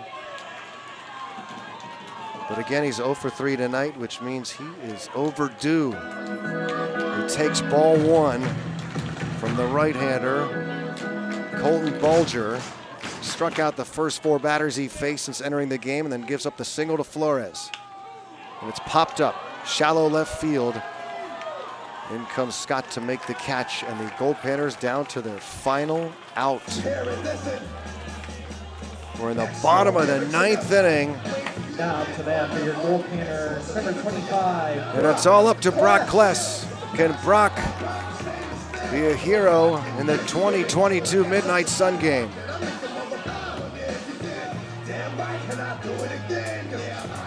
He's got a couple RBIs in the game.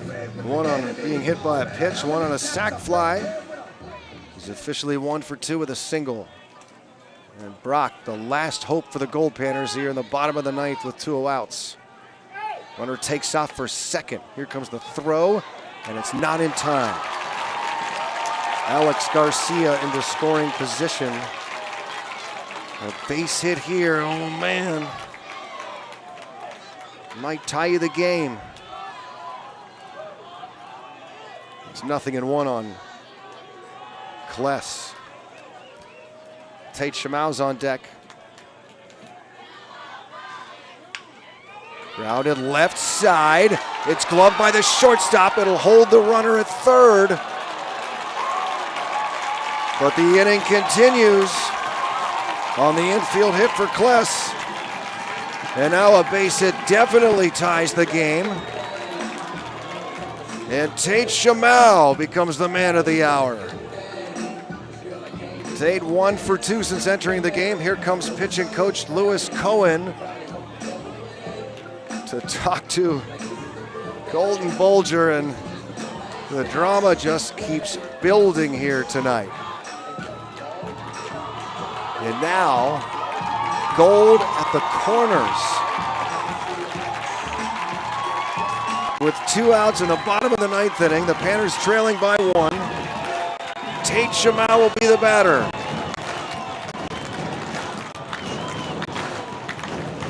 The recent high school graduate headed to Southern Cal. What a moment for him. Entered the night batting .321 and steps into a very big moment here at Groudon in front of a raucous Midnight Sun crowd. Now to that for your Colton Goldpanners, Bulger versus number Tate 6, Shamau for the ball game. Shamau.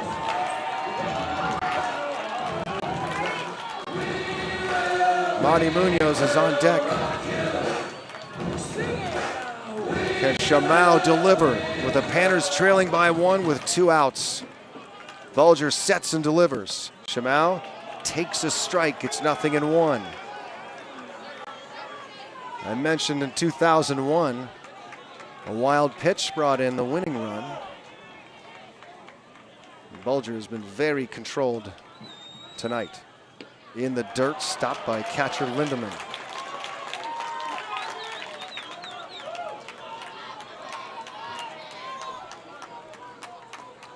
I correct myself, it was a pass ball, 2001. Sailed right by the catcher. Here's the 1-1. Grounded to second, and it's bobbled, dropped, and there's no play, and the Goldpanners tie the game. Jackson Waller couldn't make the play. And it's 9-9, we play on.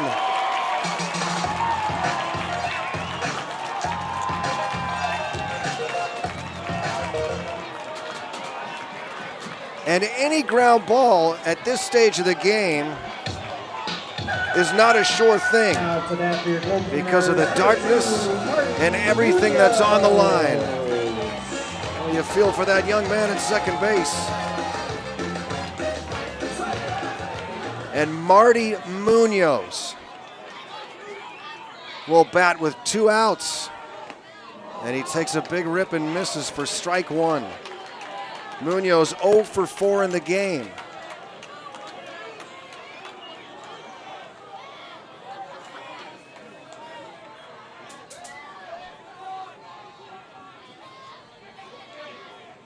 Started the night batting just 129.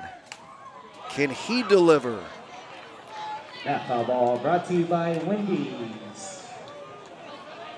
Marty is 4 for 35 now on this season. There would be no better time to pick up number 5. The 0-2 pitch with runners at first and second and 2 away. Called strike 3.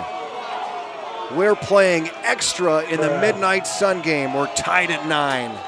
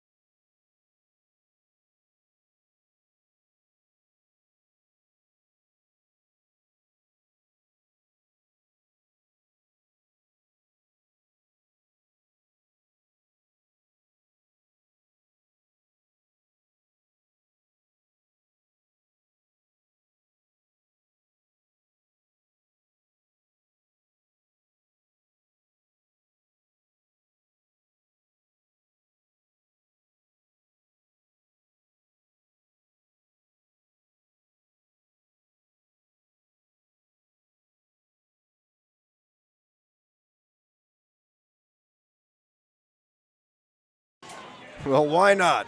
Some extra baseball in the Midnight Sun game. It's 24 minutes past 1 in the morning.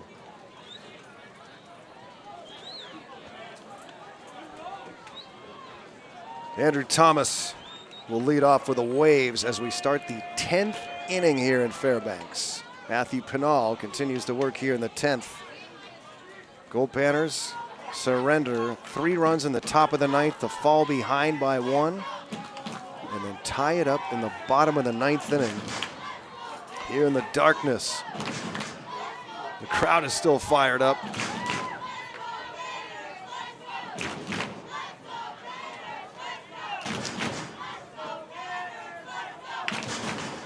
Thomas grounds one to third. Shamau over to first, and they say the foot came off the bag. Oh man, Sloniger did everything he could. The throw just a little bit off the mark. And Sloniger really did a great job to field that baseball first and foremost. He's a little shaken up. It looks like his head coach, or no, it's not. Mark Lindsay, head coach of the Goldpanners, wants to talk to the first base umpire, Brian Luth. He wants the umpires to get together and make sure they got this call right. The foot definitely had to come off the bag to make the catch, but did he get it back in time?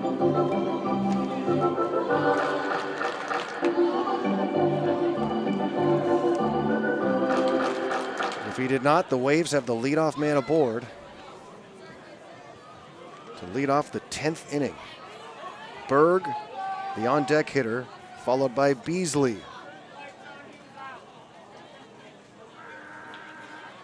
Garrow Von Dane here in Fairbanks at Groudon Memorial Park. And now they're going to go talk to head coach of the Waves, Jason Schmeiser. I wonder what this is about. Schmeiser gesturing with emphasis.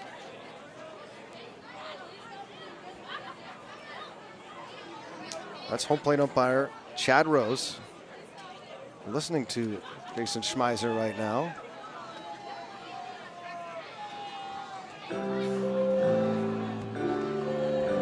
What a ball game. It is a crazy one here in Fairbanks.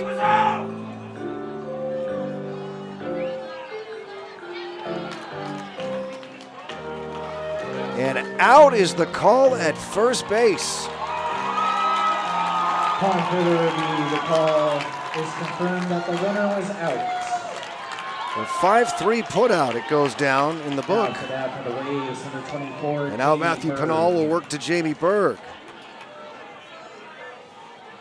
He doubled to lead off the 9th and scored. And he fouls this one out of play. That foul ball brought to you by Local 71.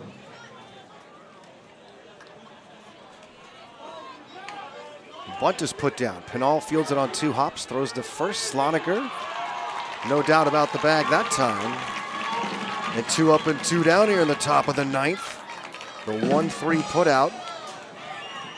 And now Beasley Now to bat for the Waves. for the number Waves. 16, Drew A Beasley. seesaw affair here, especially late. There's activity in the Waves bullpen.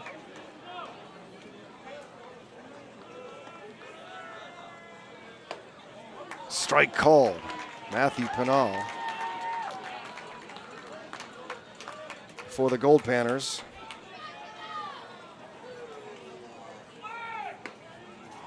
His second inning of work.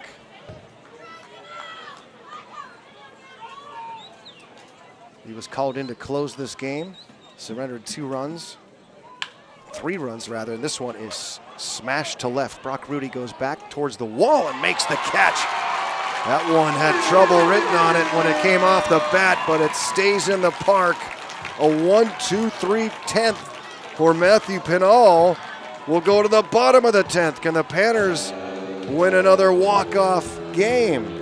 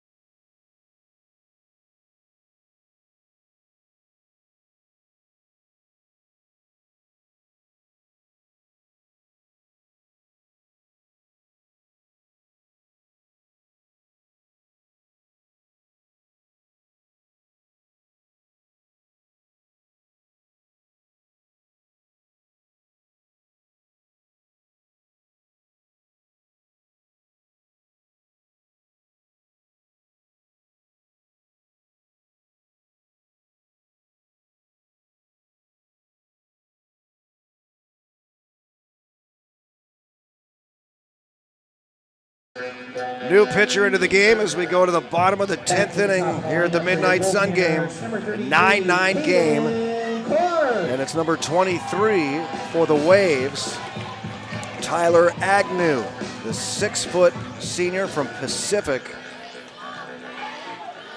And he will face, for the Goldpanners, Caden Clark. And he throws one in the dirt for ball one. Great effort by Colton Bulger. He goes 2 innings, 1 unearned run on just 2 hits. He struck out 5, didn't walk anybody. Now makes way for Agnew. And this one's grounded foul. It's 1-1. That foul ball brought to you by the Gold Daughters. Strike it rich with the Agnew Gold threw family. last night. Gold Daughters on the Seas Highway. What a big number 18, Ryan Pierce. 1 inning, 1 base hit, 1 unearned run. He walked 1, struck out 1. Swing and a miss. It's 1-2 on Clark. At the top of the lineup.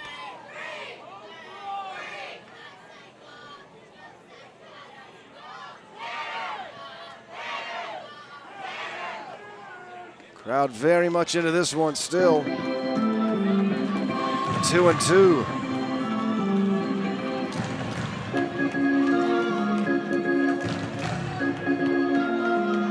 Clark struck out swinging in the 8th inning. His first at bat of the game. Outside for a ball, it's 3-2.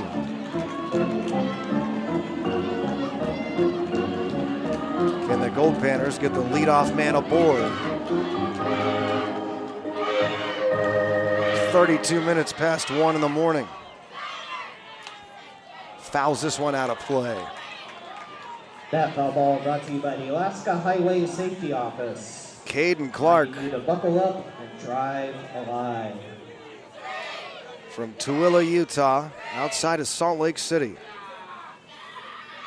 Another 3-2 pitch. Lines this one up the middle and through for a base hit.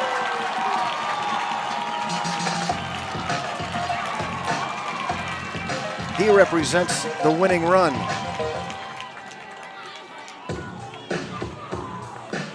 It'll be Griffin Harrison, and then Sean. Number 12, Griffin Harrison. Or rather, Dalton Sloniger, who is in the number 3 spot in the order now.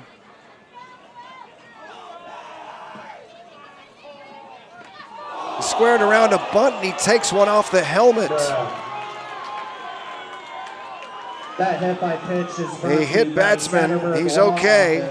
He appears to be Griffin Harrison. Hit by a pitch. Don't call Saul. Call Bill. And the Panthers have 2 aboard with nobody out in the bottom of the 10th inning.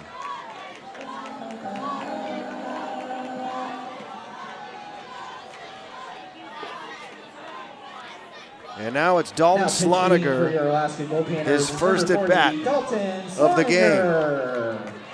He's at first base now defensively. The sophomore from Grand Canyon.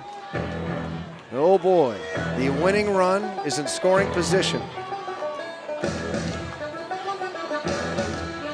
Harrison at first, doesn't matter. We're tied at 9 here in the 117th annual Midnight Sun game. The Panthers have 2 walk-off wins this year. Sloniger squares around. Takes ball 1 low.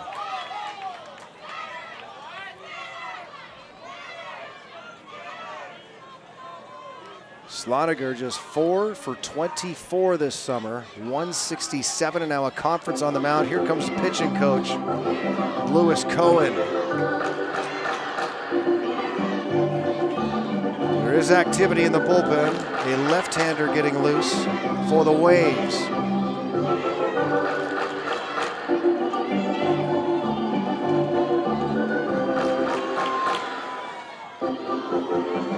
Unbelievable Midnight Sun game here. Another all-time classic brewing here in Fairbanks.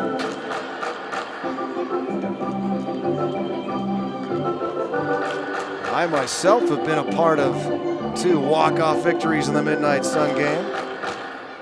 2001. And Mark Tugwell scored the winning run on a pass ball. 2018, Niles Nygaard, a home run over the left field fence, the only walk-off home run in a Midnight Sun game. Dalton Sloniger with a ball and no strikes against Agnew. Squares around, takes inside, way inside. 2-0.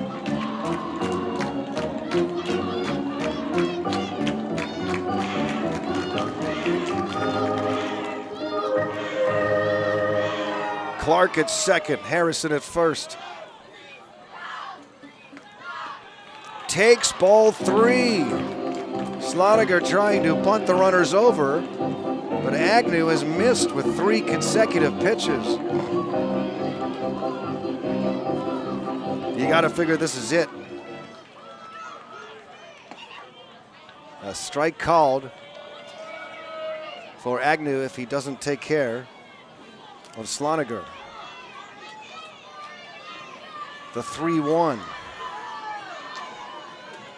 First baseman Christensen creeping in. Strike 2. And now it's 3-2.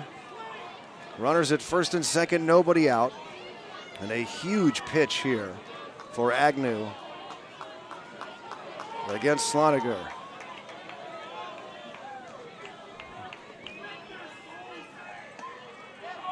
And it's called strike 3 on the inside corner. Agnew comes all the way back from a 3-0 count to strike out Sloniger. And now, from Utah, Now to bat for your Goldpanners, number 29. it is Brock Rudy, who has provided a lot of heroics for the Goldpanners this year. Who else would you rather have at the plate in this situation than Brock Rudy?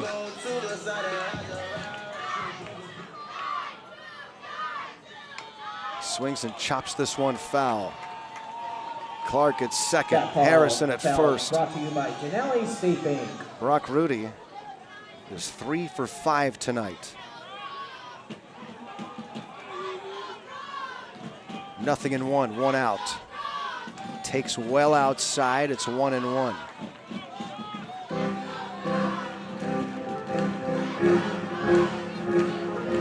Three for 5 tonight, entered the game batting .385.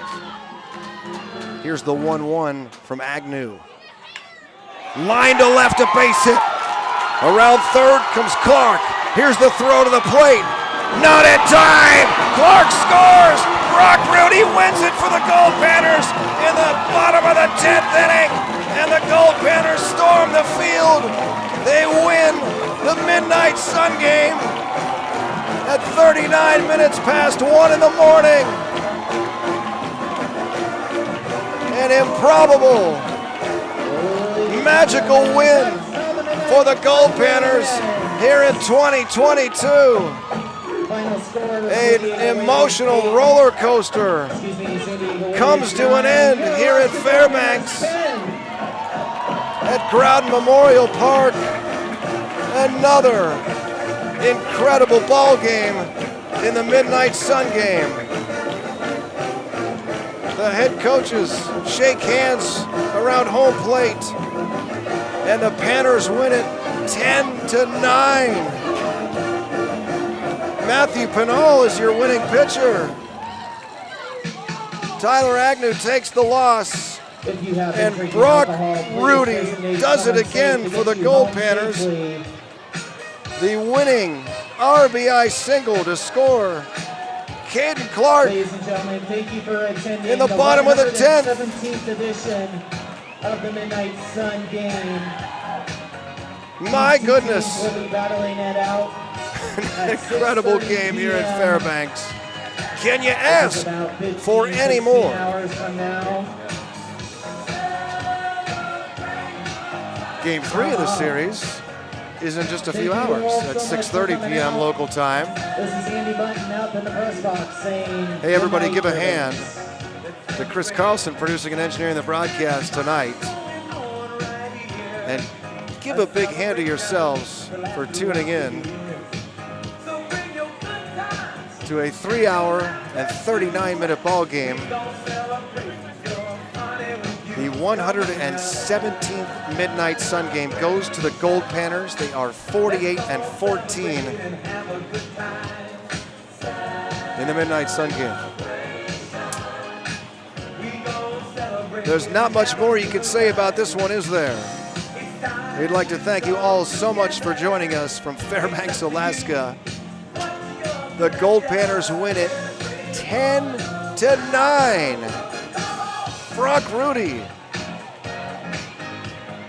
with the game-winning base hit in the bottom of the 10th. I am Garrow Von Dane saying so long from Ground Memorial Park in Fairbanks, Alaska. If you missed any of this game, it'll be archived on YouTube. Tell your friends, check it out tomorrow or later today.